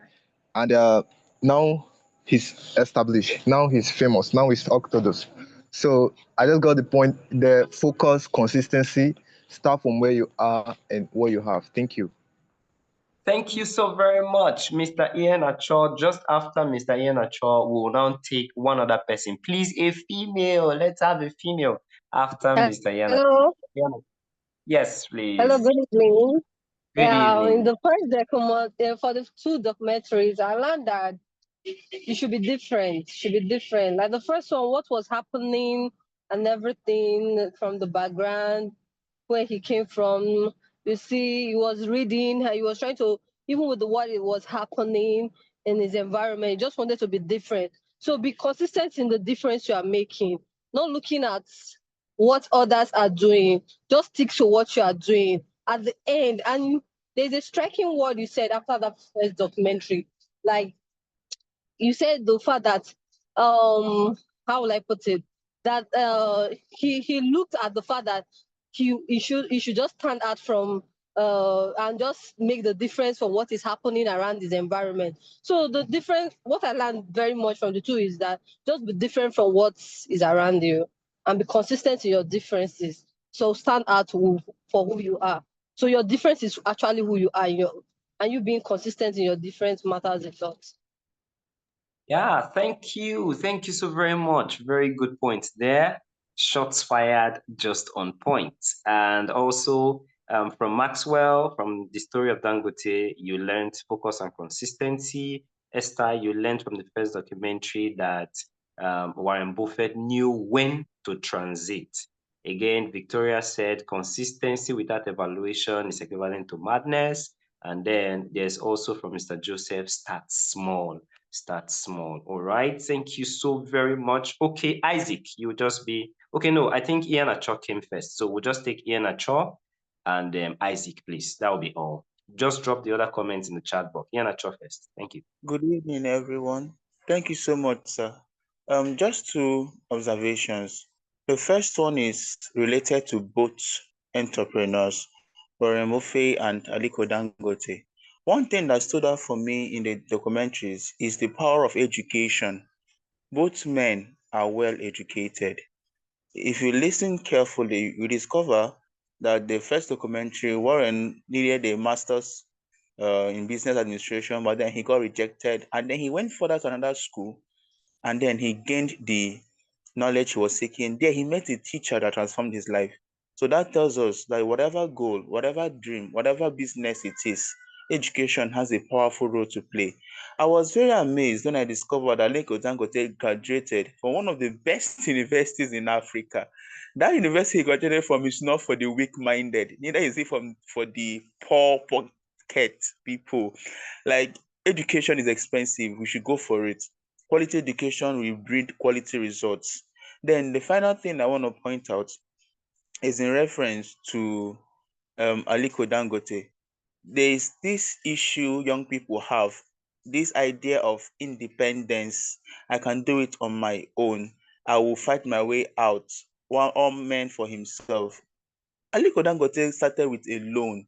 That means we always need someone to help.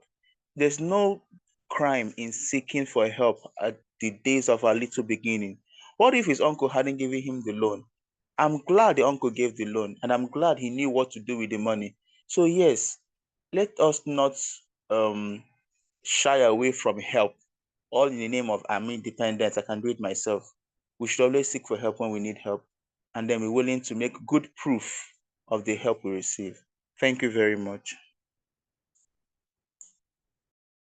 All right, thank you so very much. So for the sake of time, please let's use the comment box, the chat box rather. I love those very points that you mentioned there, the importance of knowledge, the importance of education, and also strikingly, there's the part of mentorship.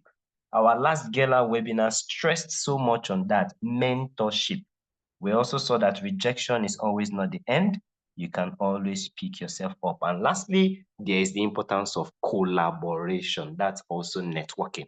So thank you so very much for your contributions. We will still welcome more of that in the chat box. I'll take it as we progress. So for the sake of time, we would now want to welcome our second speaker, who is also our founder and a great and seasoned social entrepreneur. We want to welcome on board Dr. Favor. I'll quickly take his bio. I know for the sake of time, many of us know Dr. Favor, but some of us do not know him as well. But it is also important that we take his bio, that we get more educated with regard to whom we are to listen to this evening. So Dr. Favor is a qualified Nigerian dentist, youth employment advocate, U.S. Consulate Nigeria, social entrepreneur, and founder of the Gala Official. He is also a Western Union Institute of International Education, IEE scholar, Forbes BLK member, U.S. Exchange alumnus trained by both the 42nd and 44th U.S. presidents, also by the former U.S. Vice President Al Gore at the Climate Reality Leadership Corps. Favor has helped over 6,000 youths in Africa to gain access to employability skills, won grant funding, and fully funded trips abroad worth over $20,000. He has also launched the famous prestigious Global Mentorship Program, PGMP, to sustainably impact 200 youths across the globe annually.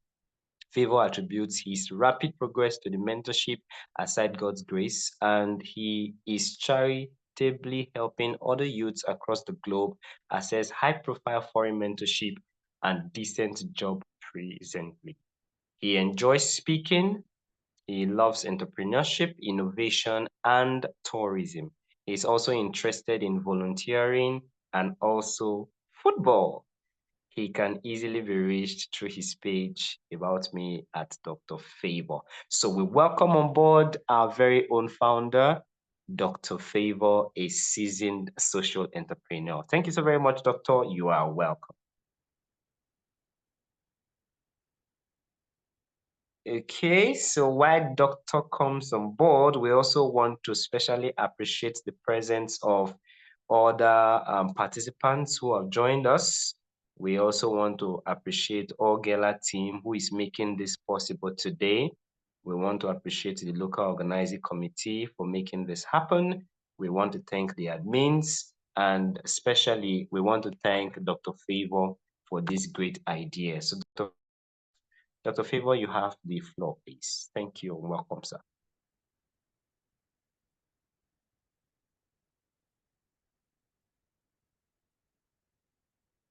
All right, so while we are still waiting for Dr. Favor to join in, let's quickly take the other comments in the chat box. We have Jovita Ehi, who commented on the two documentaries, The Power of Your Location. Yes, the power of your location. We always have to look around your environment. What can you do from where you are?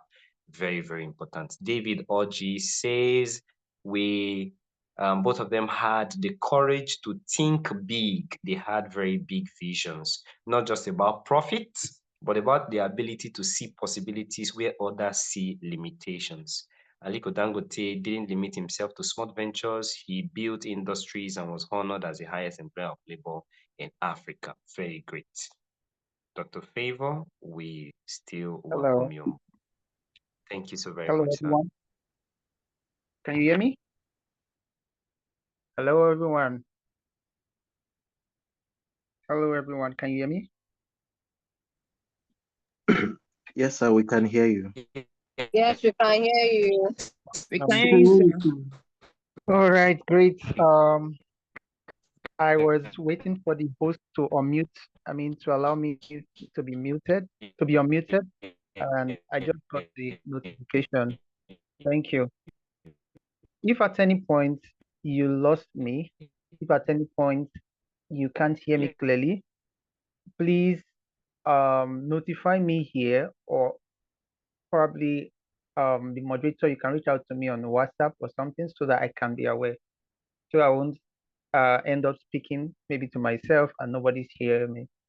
The reason why I'm saying that is there are a lot of things that you will hear today that I believe will really help to change someone's life. And I don't want those words to be missed. I don't want people to not get the information or get what they need to get. Thank you so much, Mr. Innocent, the one of the PGMP, as the Gala prestigious Global Mentorship Program alumnus that have always distinguished himself. And after finishing the program, he went on to become a volunteer.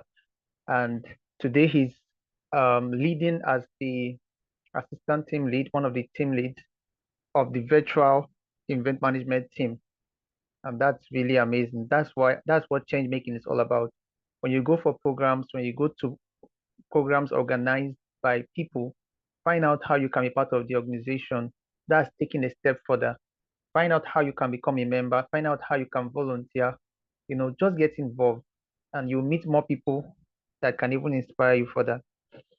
Okay, so today is very, very important. Is the foundation, is the HRO officer from the admin desk had given an introduction about what the conference is all about. So I'm just gonna I have a couple of areas that have been allotted to me to speak on, but for today, for this particular brief meeting, um, my goal or my focus will just be on one of the 9 areas you can see on the top, which is related to ideas. Okay, ideas beyond the earth realm. And coincidentally, this particular area or topic was our first conference team in year 2017, because we've had this conference you're participating in, we've had it for 9 consecutive years. That alone is consistency, but that's by the help of God. So we've had the first conference was this particular team, and that's what we'll be talking about today.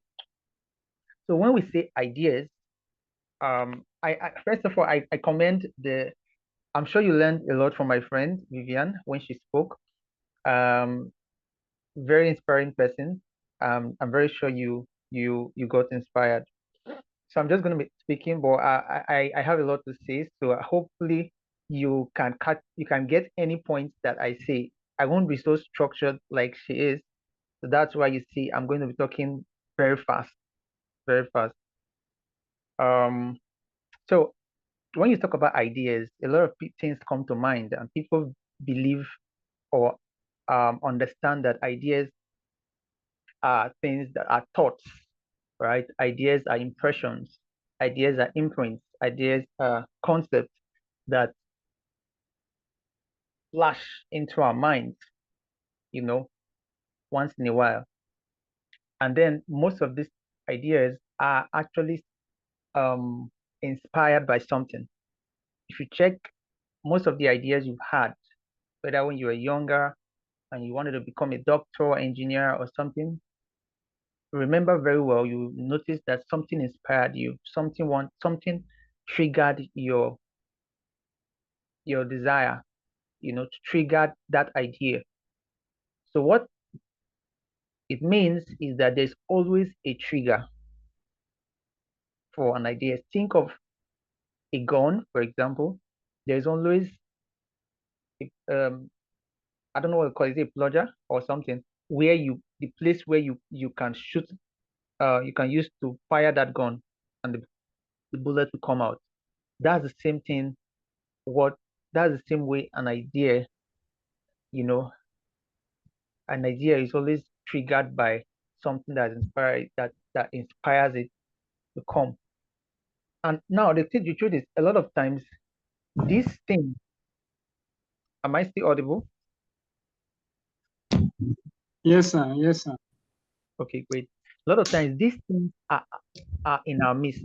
These things are around us.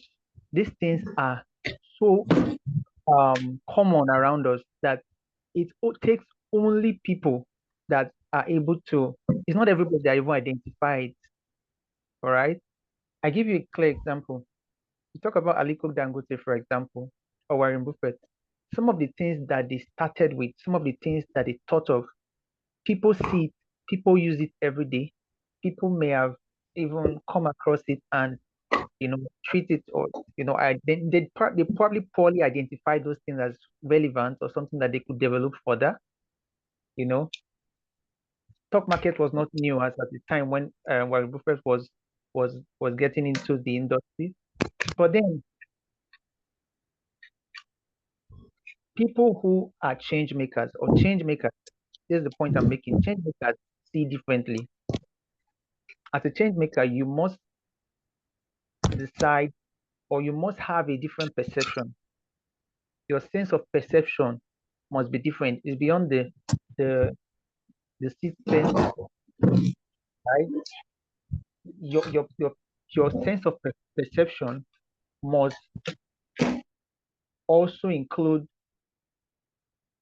a continuous reception, a continuous alertness to receiving ideas, even from the things in your surrounding. There are a lot of things in our environment that pass message to us, but we don't pay attention. St. Augustine said, right? He said, man will go high in the mount, high even above the mountains. Sometimes they go into space to search for things. Man will go down the water, in search for things. You go down the water, they go to the sea searching for things, exploration. They will go even to space. He said, but they pass by themselves and they don't even imagine. So a lot of times we don't imagine, we don't think, we don't sit down and reflect, and this can be a major setback for us when it comes to getting ideas. That is why sometimes it's good to take time to reflect, take a pen and a paper, and think about it. For example, you are in a problem, or you are thinking of how to come up from something, a fix you are in. Sometimes you might just need to just take a pen and a paper, write down, ask yourself, what are 20 ways in which I can come out from this situation? For example, it might just be that, I'm broke. You're broke, for example. What are 20 possible ways I can use to change my state, change this broke state? 20. It might be difficult to list up to 10, but you keep on pushing yourself till you list up to 20. From that 20, of these 20, how many of these 20 are the top 3? You take them, identify them. Out of these 3, how many of these 3 are the most achievable based on my current circumstance or the state I am at the moment? For example, one may be you might need a lot of thousands of dollars. The other one may need just a relationship with somebody or connection with somebody or asking for somebody's contact. That's really cheaper compared to the other one, which you might require you to get a lot of money, which you may not have. So of these 3, which can I start from? When you've done that, you will be shocked that the problems that you have around you that you thought there were no solution to, you have them you have the solutions right in front of you. So getting ideas requires, number one, as I said, a different perception. You must have a different sense of perception, different from every other person, right? As I said. And then, in addition to that, you have, to start thinking on paper, identify, think beyond just complaining. Take a pen and a paper, itemize what the solution problem might be, and practically you'll be able to identify some things that you probably never knew were solutions that you already had. Then I want to drift a bit to share. This is a bit more practical.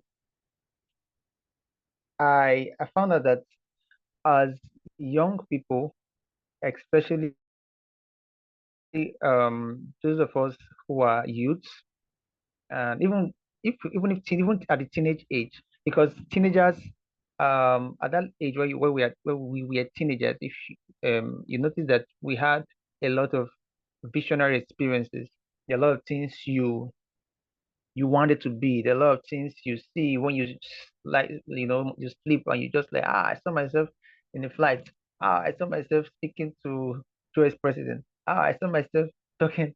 So that age, because there are actually about 4 phases in life, all right? And it's important that you understand that there are seasons. There are seasons. There are seasons. Every person's life. There are seasons and there are or call them seasons or phases, right? There's a phase where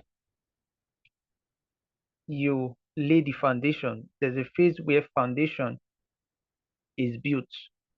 That initial phase where a lot of times the basic education will go for learning how to read and write, learning how to speak, all those kind of things. They lay major foundation to who we want to be. Then comes the second phase where beyond laying foundation at this point, you now start aspiring to become something. You want to become an engineer, you want to become a pilot, you want to become, something, one big personality in the society, right? And then beyond just one thing, towards the end of that phase, you now see, which is where, because the second phase is where you have the teenage and the youth phase, right? Which is where people expect that you should start attaining certain heights in life. You are going to university, you should have gotten admission, or you should have probably taken a course or something like that, put in for a training program, even if it's HND or IND or anything, and then thereafter you're done with those programs, you are out there creating solutions to those problems. Then the third phase is this phase where people, the results or the outcome of the profit they've made, they invest it largely and they get a lot of rewards from there. Many of the times we are we're talking about within the age of 50, 60, right?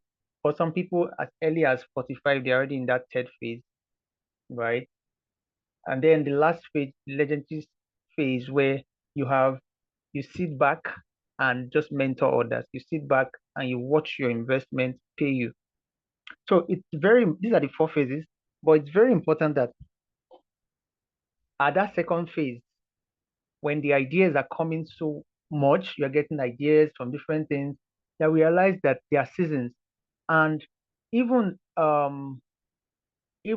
tree, a seed that you plant in a dry season, okay, that cannot survive in that. For example, let's say mango tree, right? There are seasons that mango tree will become will the germination will become so fast. There are seasons that you plant that same mango seed, it will die. So it's important to understand the seasons that we are and how to maximize that season. The youthful age, the teenager's age, is a very important season that you cannot joke with. Now, let me narrow it down to the practical experience I want to share. A lot of times, as a young person, you see opportunities and you tell yourself, I'm still young. I don't have time. I see a lot of times when we are young, when we are in school, for example, a lot of people, they will see a lot of grant opportunities, a lot of training programs, boot camps, and they tell themselves they don't have time. They want to, I just want to, focus on this particular thing. I came to school, I don't want to make connections with anybody. My own is to just go there, go back, carry my certificate, and go back to my house, which my dad appreciate my parents for training me. They realize that even being at the university or being in an higher institution, there's a season, there's a period, is in that phase too. And you have to maximize it. The connections you build, the things you gather at that phase, when that phase passes, some of these ideas, you at that stage, that phase, that second phase, you will be rich with a lot of ideas. And that's the energy, that's where we have a lot of energy, right? To not just dream, but also to implement. So the third point I'm trying to make here is to understand seasons and to know that these seasons, they are periods that will make them favorable to us as an individual, as a youth, and then know when to act. Know when to act. For example, this is a practical example. When I was applying for one of the programs, KEC2 programs, KEC2 program is one of the young change makers, is one of the programs for young change makers, right? The program, they train you, they accept you, you apply, because some of these opportunities don't come to meet you in your bedroom. You go out and apply. So to apply for it, I was in school like every other student, but I told myself, yes, I'm a student, but I need to go out for opportunity. I need to look for these opportunities. I need to start thinking of solutions. I was getting ideas on what I can do to change the narrative. I saw a problem in my community. One problem I had seen is that a lot of people graduate with the first class and yet they don't even have jobs. You can attest at the moment that a lot of times some of your friends that graduated with the 2-1, right? They still don't have jobs. They're unemployed. It pained my heart. Yes, there were days in the past where, the time in the past where people would say they went to study law, medical course, and all that. They think they have job security. Now, some people study these courses and they still don't have jobs. So I was pained. So I thought of what I could do. That was what the whole idea about Gala came about. I actually saw practical people. I saw people who were close to me. I had so much hope in them that I mean that they will become really promising and things like that. But I just I felt bad because they got some of them no jobs, some of them things like that. So I just thought of it that I need to really go out there to start creating change, and that was the motivation. The truth is, you won't get an idea. This is a very important point I want to make. You won't get ideas to change your world until you find a problem to solve, right? You won't get ideas. You won't get ideas. Can you hear me?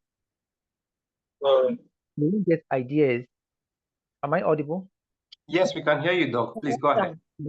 You won't get ideas to change your world until you find problems around you to solve. So it's very important. While I was in school, yes, I'm studying medical course and all these things. I saw a problem, and this motivated me to want to go for conferences to acquire more knowledge. So the KEC2 program, for example, I applied. I submitted application and said, yes, I want to be trained as a leader. I found out that leadership is very important, that I did not even have leadership skills to even start with. So applied for that program, and interesting thing was I was very cheerful. I was very what's the word now? Benevolent. So I share opportunities to my friends a lot. If you're around me, especially if you see my contact and you watch my status a lot, is the likelihood that you get an opportunity is high because I post a lot of things on my status. So I shared the opportunity with a lot of people. And guess what? Some of the people I shared the opportunity with got selected for the program, right? And then myself, I shared the opportunity with them. I did not get a selection mail. As I went the mail, because they sent the mail almost at once. So that evening, this one, thank you very much, Favor, because I was not, I was a student. Thank you so much, Favor, for sharing something. I just got selected up to 3 people. Wow, I was amazed. So you know what happened? That was when one of the ideas the Holy Spirit laid in my heart was, why not, why not send a mail to these guys, introduce yourself, tell them what you are doing, tell them what the works you are doing, the problem you are solving in your community, and that you know you are deserving of this opportunity, and you're surprised that you're not picked or something like that. So and I and the instruction or the word that came to me came on the spot that I should do it. And of course I don't need to waste time. I sent the mail as it came. I sent the email to them. And guess what? In less than 5 minutes, I got selected. Congratulations, Favor, you have now been selected for the KEF2 program. And that's how I miraculously got into the KEF2 program. And then the interesting thing was when I got into that same program, the kind of energy I put into that program, because the program, you will be selected not just in Nigeria, a lot of people, many people are selected over, I thought it's only few. When I came on board, I saw we're over 700 people selected. Wow, I'm like, and then they do a training for people for over a year. Every month, submitting assignments, you'll be doing training, there's a place you'll be taking coursework. They will assess you based on the knowledge you have, based on the ability you have, the connections you have made on their platform, whether you have made connection with new people. They assess it actually. So even if you are sound in terms of knowledge and then you have made zero connections, they will score you zero for that. And then they will also, in terms of the assignment or the project that you have done at the end of the those are the 3 things they use. And I gave my best to it, tried to connect with as much people as I wanted, because a lot of people, some of them are not even Nigerian. Like, that's how I started building connections. That's why I met people like Raylene, a lot of people that today are even in my organization. And the surprising thing was that when we got selected for that program, when I got selected for that, I put my best, and surprisingly, I became among the top, because they actually select, eventually from that 700, they select about the top between 15 to 20 persons in the world, in the entire world, that for that program, for that cohort. And guess what? The person that surprisingly, miraculously got in, emerged among that list. And we were invited to the US for a fully funded trip. All you just do, you step into the plane. They pay for everything, both from your flight to your hotel, they even give you card to say you can eat as much as you want. You just go to the place to collect the pay. Once you touch the place like this, the card, they are paid, but you can eat anything. You can come back and eat. You can carry food to the class. So, like, you can see how ideas work. This developing, being worried about something made me to apply for an opportunity. I was also concerned about my colleagues, my friends, people that are around me. And then all of a sudden, I got into a program. I did not relax like every other person. No, I just remember something now that made me bleed. How that somebody shared with me that um we got an opportunity. We tried to get her into an opportunity. And then they selected her for the opportunity. And then she did not check her email on time. And then the opportunity, the people moved on. I felt very, very sad, like, wow, how come? So it's important that all these things are very, very important, that that puts you not just as a candidate, but also to be someone that will not just allow opportunities to just slide through your hands like that. I just remember that, and I just have to put that in. So over back then, back to what I was saying previously, I don't want to drift too far. Ideas come a lot.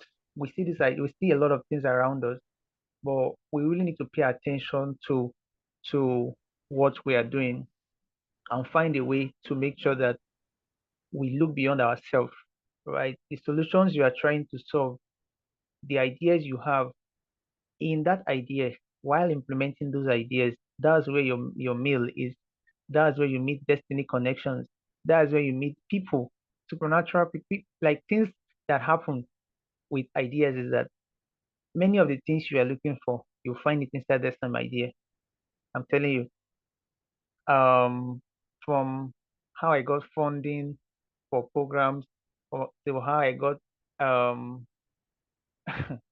can't tell you a lot of things here, so you won't be shouting. But the truth is, there are a lot of things, opportunities that are out there that you would find if only you step out from the comfort zone and take out time to implement your ideas.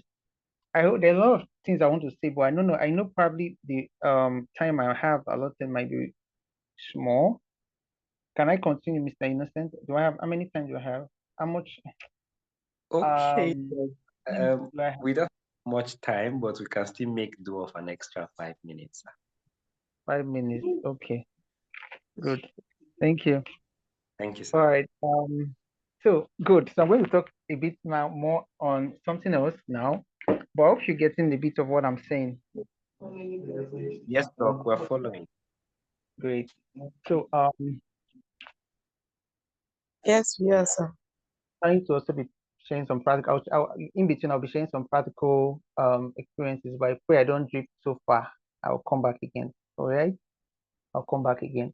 So ideas beyond the earth realm, they come. These are everybody as we're born, right? God gives us certain things that are in you. The truth is, you need some things, or you sometimes you go through some paths in life that will make those things to come out. Sometimes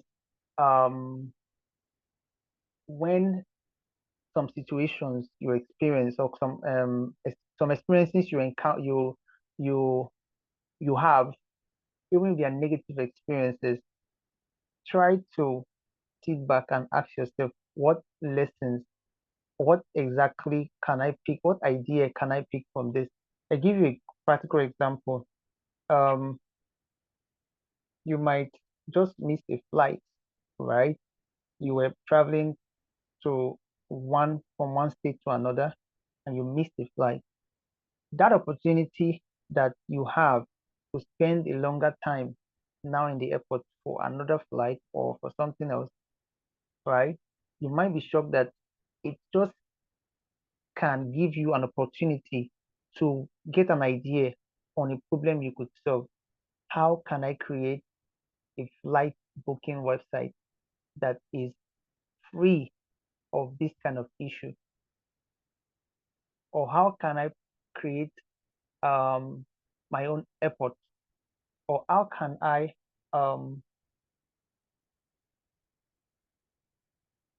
be the number one um, telecommunication business in Nigeria that even when someone is on the flight, the person can still be able to make calls, or there's a height you get to above sea level, right?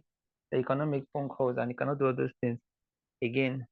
So these ideas, you think about them sometimes from the situations that you encounter, even if they are negative experiences. So nothing just happens. We just need to be more aware, more receptive, more conscious of our environment. I wrap up this session quickly by sharing um, the importance of networking and connection and how it relates to the concept of ideas. A lot of times you it's not just about you personally. You can be opportune to go for conferences or programs, and then when you go for those events or conferences, or like YCC, for example, you have the opportunity to meet new people. Pay attention when people's citations are read. Pay attention when people introduce themselves, because you might just be a, a step closer to answers to certain questions that you have been asking. Give a particular example. I might be looking for opportunity to get my idea come to limelight, and somebody was being introduced, or somebody introduced himself on this same YCC page, and the person is into something, but because I'm not paying attention, I will not realize that that person, that God just brought me to this conference just to meet that person. And it's beyond just saying, come and learn the lessons from the conference, but just come and pay attention to people's introduction. Come and pay attention to the chat box. See these little things. Come and pay attention to when people are making their own contribution during the breakout session. Sometimes it's not, I think we as youth, the problem we have is that we see things too emotionally. People too emotionally attached, that they don't see life the certain ways that they ought to see it, like, right? The truth is, people are framed in different way, and people may just come into your life with certain answers, whether they are females or they are males. You must be sensitive to realize why God is bringing people into your life. I'll stop at that point. Thank you so much, Mr. Innocent, and thank you, everyone. Thank you so very much, Doc. Those were very great points. I think that very last one makes it up for me. Be sensitive. Be sensitive. I remember one of those times when Doctor reminded us that it's more.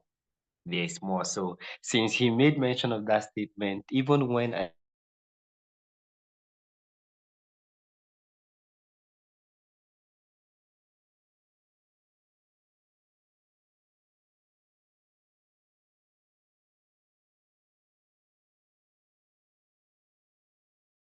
people's statement when he said there is more. So even when I do face one or two challenges, I always remind myself that there's more. So I love it where Doctor just made it very simple. Be sensitive, because sometimes when you step into an environment, you might just be there to grasp a word, someone, connect with somebody, or just listen to something, and that makes it all. Once again, we want to thank you, Doctor, for sharing your story. I so much appreciate the fact that for every moment Doctor speaks, no matter how well he speaks and how much he says, he always connects it with his story. And that is really amazing. Thank you so very much, Doctor.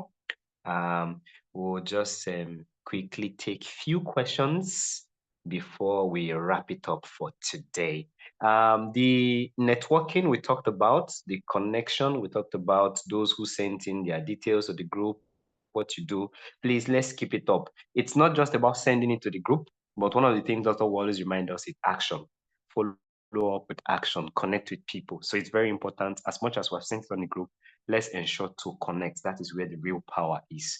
Thank you so very much once again, Doctor. Thank you, Ms. Vivian Loy, for having this time out with us. If we have one or two questions, we'll just quickly take that. So if you have any question, you can just quickly unmute and then you ask your question. You can also make use of the chat box to help us save some time.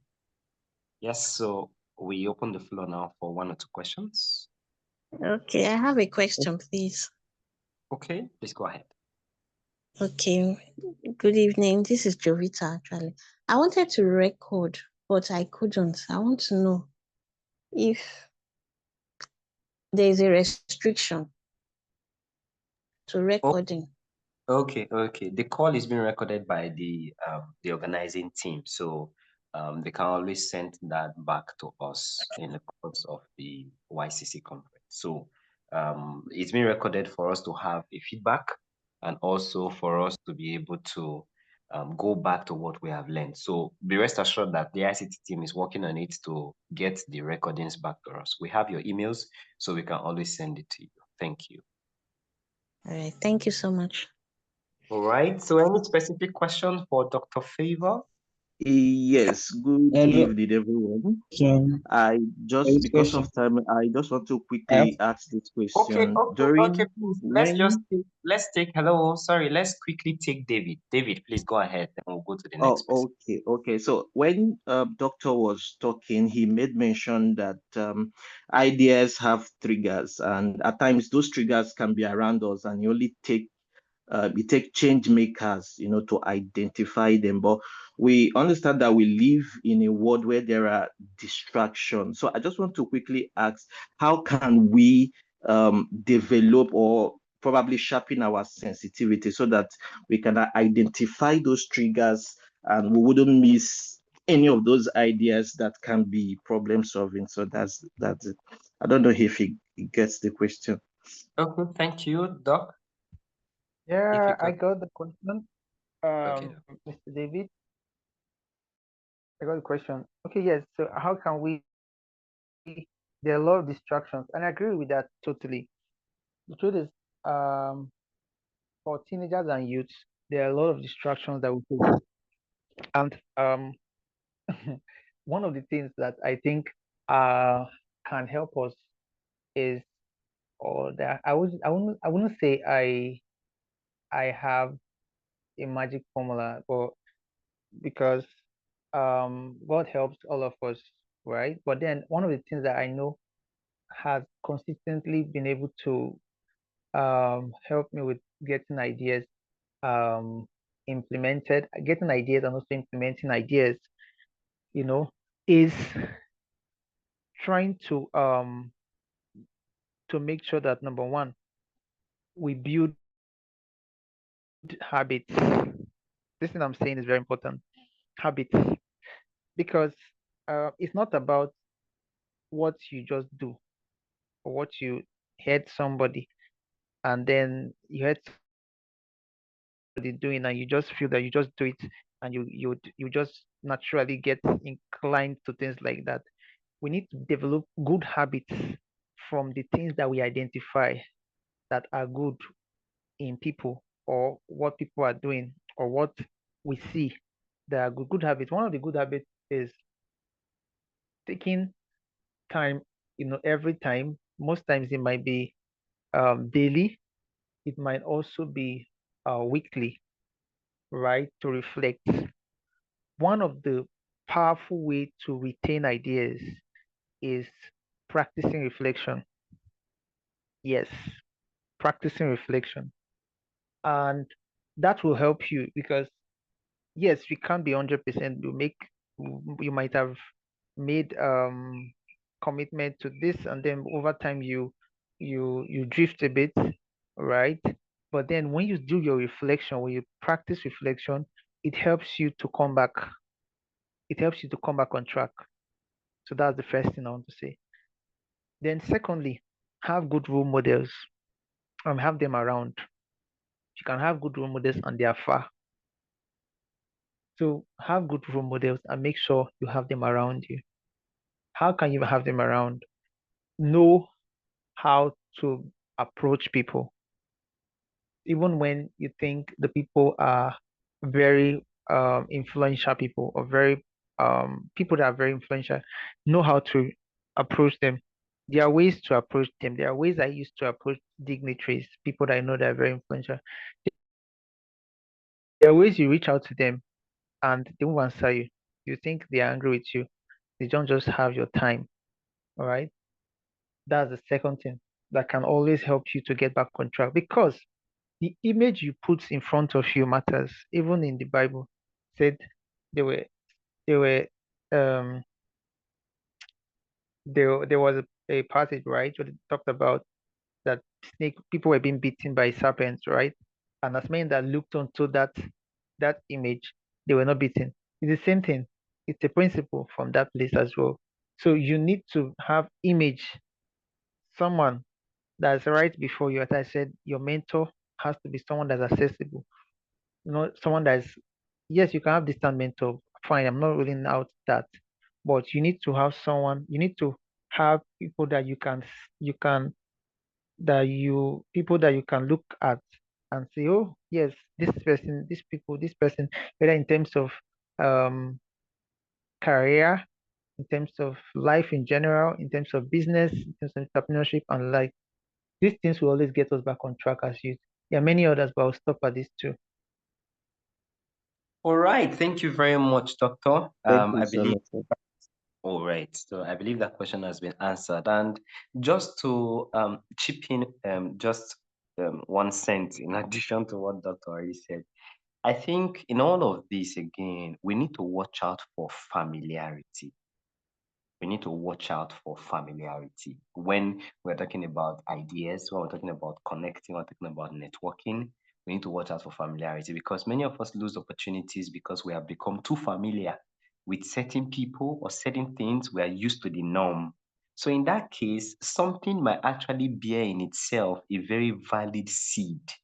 But because we have become so used to it, we now feel we take it, we are now trivial with that kind of thing. So even when we connect with people, like in the case of Dangote, he connected with his uncle. These are people that in our own setting, if you become familiar with them, you just, I beg, this one cannot offer anything. That becomes a challenge. So let us Well, watch out for familiarity. We must watch out for that. Thank you very much. Just my like, little 1 cent. All yes, right. So, yes, Hello, yes, good please. Your evening. question. well, My question is, I want to ask question like, but doctor has already been answering my question, so I want to like make it practical on what I'm is it, passing through currently. is Hello, B? Is it not B? Bo. hello. Yes, go ahead, please. Go ahead, please. I Can you think hear me? Rebecca's Yes. mic was on. Just go ahead. I've muted her. Go ahead. Okay. So like my question is how to start conversation with building networking. I think it starts with conversations like communication, something like that. So but my issue is what to discuss in the process of to network or to build connection with person because currently now I'm a core member, I'm serving at a university. And in the department, in the department I'm serving, animal science department, there was one of the professors that this brother has been VC like sometimes ago in another university. So wow, and I have access to this. I said that I like even like before. Okay, the last that was yesterday or the day before yesterday. Okay, day before yesterday. Yesterday was an independent day. I went to work. Today's our CDA, so we don't go to work today. So I like I should meet this man and just like I have to connect to this man, but I don't know what to talk, what to discuss with him, what to talk to him. I don't know. I said that so like maybe they can use it like help me to explain things like that for that kind of practical question, sir. I don't know Okay, whether so you I understand. I believe your question is what becomes your object for discussion when establishing any networking or mentorship. Okay, doctor, please. Okay, great. So I got his question very well. It's just considering that he was finding a way to put it, and also because I think so he won't have all examples, and so we'll be able to catch up with our timing that we're trying to conserve. So the question is well understood. Now the thing is this: one of the things that, because this is one of the areas of the 9 topics that I wanted to talk about, which I will throw more light on Saturday. Maintaining connections with people, dignitaries. There are things that you can share with them. There are things that you don't share. For example, let me just mention one of the don'ts. Don't go and be asking them for money. They will block you. Number two, um, don't ask them what I would call stupid questions. have you eaten today, sir? Oh, oh, I hope you are fine, sir. As the family, sir. As nice and caring as those sound, they will not take you seriously. Very soon you see that they have blocked you. Do you understand? So the thing is, um, discussions or topics that you can talk about should be, first of all, think differently. What problem? What can I identify in their life that I can solve? That alone, first of all, give you first good impression first before then. This is who this person is. You know, a lot of times people look at these rich people and these big people, and they only think of how they can how you can maximize or benefit from them. Like now you're already talking that he's influential, is this VC or something. I'm sure you are thinking of how you want to utilize or explore that ladder in your own career. Have you thought of it the other way around? That what problem can you solve in his life? What can you bring to his table? How can you add value to his own life? So that's how well people that will will always be remembered. That's how they think. So you need to start thinking that way now. That's the first thing that magnets them. It's not even you that will be looking for them. They will be the one calling you. I just finished the conversation with a very influential person. A very I don't know how, but I'll just describe her as someone that she's a professor. She has even retired. So those people because as professor emeritus. And when I was done speaking, one was done speaking. So like, wow, Favor, you are so inspiring. Favor, you are this, this and that. I need to have a meeting. Do you know that that same evening, I mean the next day, I can't recall, she had a meeting with all our people, all the people in our organization. They said, you see this young boy, he's doing very well, he's consistent, he's that, he's this, he already has the branch in Abuja and this, he's doing a lot of change making. Like she had meeting the next day. And like next thing, said she's sending a delegation. One of them will come for my conference. And, like this is someone that she's not the one pushing me. Why? Just from how many minutes conversation? But as I mean, I entered that conversation with, ma, I need your help. What can I do? I said, what? How do I? How can you help me? I know you are a professor of all professors. What are the this? Please come and help me. This to block me. So I don't know if you understand. So there are ways to talk when you come to the tables of the great. You must learn how to talk like that. Otherwise, you drive them away from around you on your own, even without speaking. So that's number one. The number two, I hope I've not listed up to three and I'm still saying number two. Another point again is that you should, because there's no time, I don't talk more on this today. Another point is that I had one on my lips before. I hope I've not um drop that. Okay, but then let me just put that in again. So the point I wanted to make again was that the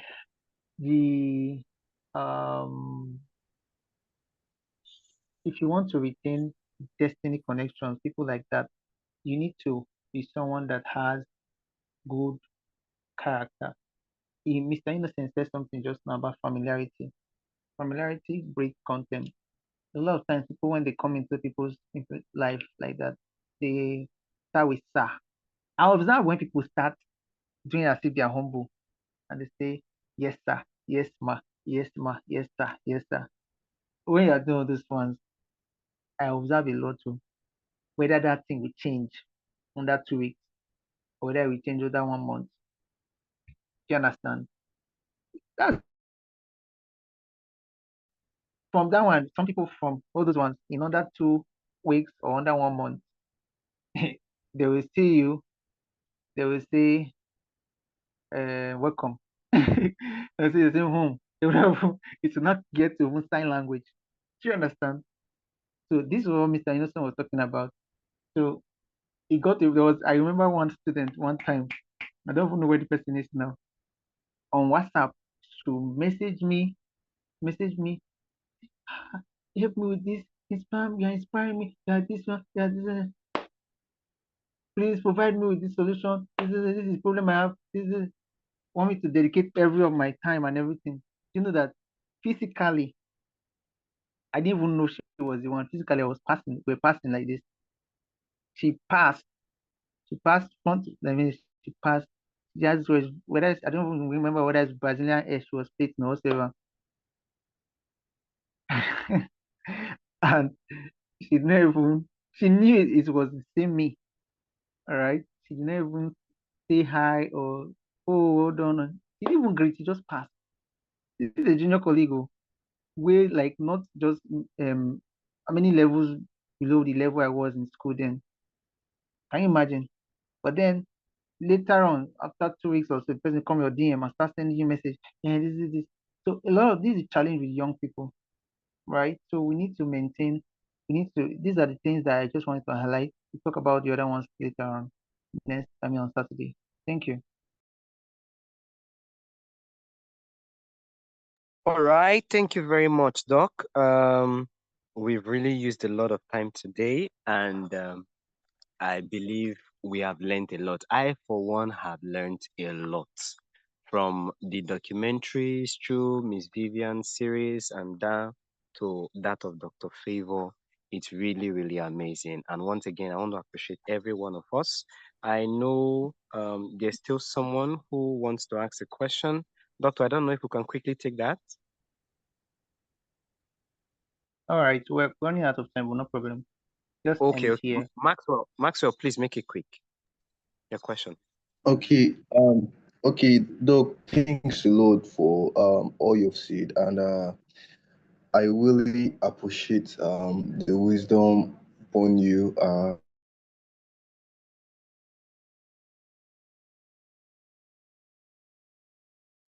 Okay, I think we're losing Maxwell there. I don't know. Perhaps Maxwell, you could just have your questions written so that maybe you write and send to the group so that we can pick it up from there. And then Dr. Favor will possibly attend to that question on Saturday when he's giving more practical steps on all of this.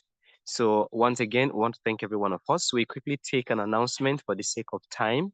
Our conference continues tomorrow, same time, 6 p.m., and we'll be having two other seasoned speakers who will be coming to join us. They'll also be dishing their wealth of knowledge and experience in the course of their series, their session. So do well to join us. For those persons who didn't join us today, I know you have missed a lot, but definitely we'll try and see how the recording can be sent to us. And please let's ensure to be available tomorrow by 6 p.m. Saturday's program will be a physical event at exactly 10 a.m. in the morning at Abuja. So that will also be a very great one where our speakers will be coming in physically to talk to us. But tomorrow's session will be also virtual. So let's ensure to stick to the time and try as much as possible to be punctual.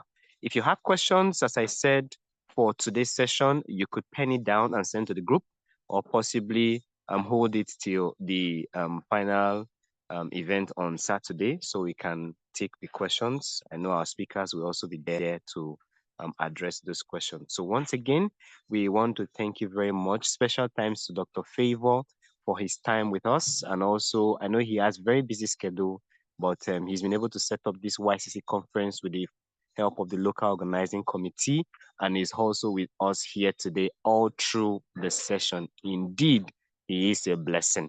So I want to thank you very much. We want to especially also thank Miss Vivian Lowy, who is no longer on the call, but she's been able to do justice to the topic and hopefully will be joining us again on Saturday. And for every participant who has taken out their time, I know we've exceeded the 2 hours benchmark. We'll try as much as possible to keep it, time conscious, more time conscious tomorrow. So I want to thank every one of us for joining us. Dr. Favor, I don't know if you have 1 or 2 announcements before we close for the day. No, not really. Just that tomorrow people should come early because a Yeah, lot of people didn't come join today. And then also it's on been a Saturday, wonderful time. because if you come late, on Saturday, you might not have a space in the hall. That's the truth. You'll be amazed how people will have occupied the space. And then when they've taken your space, you might have to stand outside because um, coming early is part of the criteria. We'll send in information already that the hall, we have constraints as regards the size of the hall. So please try and come early. Don't walk in by 12 o'clock. Program is 10 o'clock. Yeah, come by 10. Thank you. Yes, please, Doctor. Thank you very much. We are Africans, but please let us try to take away that African time mentality. I don't know where we got it from, but please, it is not our doing. And both Doctor and Miss Vivian already stated that these little habits we start exhibiting now will show how far we go. If we are late for conferences like this, I can imagine when you are CEO of an organization and then you are late. It doesn't make much sense. So please let's keep to time. And if we had come earlier today, we would have saved another 10 to 20 minutes. So let's try as much as possible to come early tomorrow, join the virtual session at exactly 6 p.m. And then by 8, we should be rounding up. Thank you so very much once again. It's a pleasure doing this with us. I remain Mr. Innocent Anide for the virtual event management team, and we'll be signing out for today. So once again, thank you and God bless you. We meet tomorrow by 6 p.m. Good night, everyone.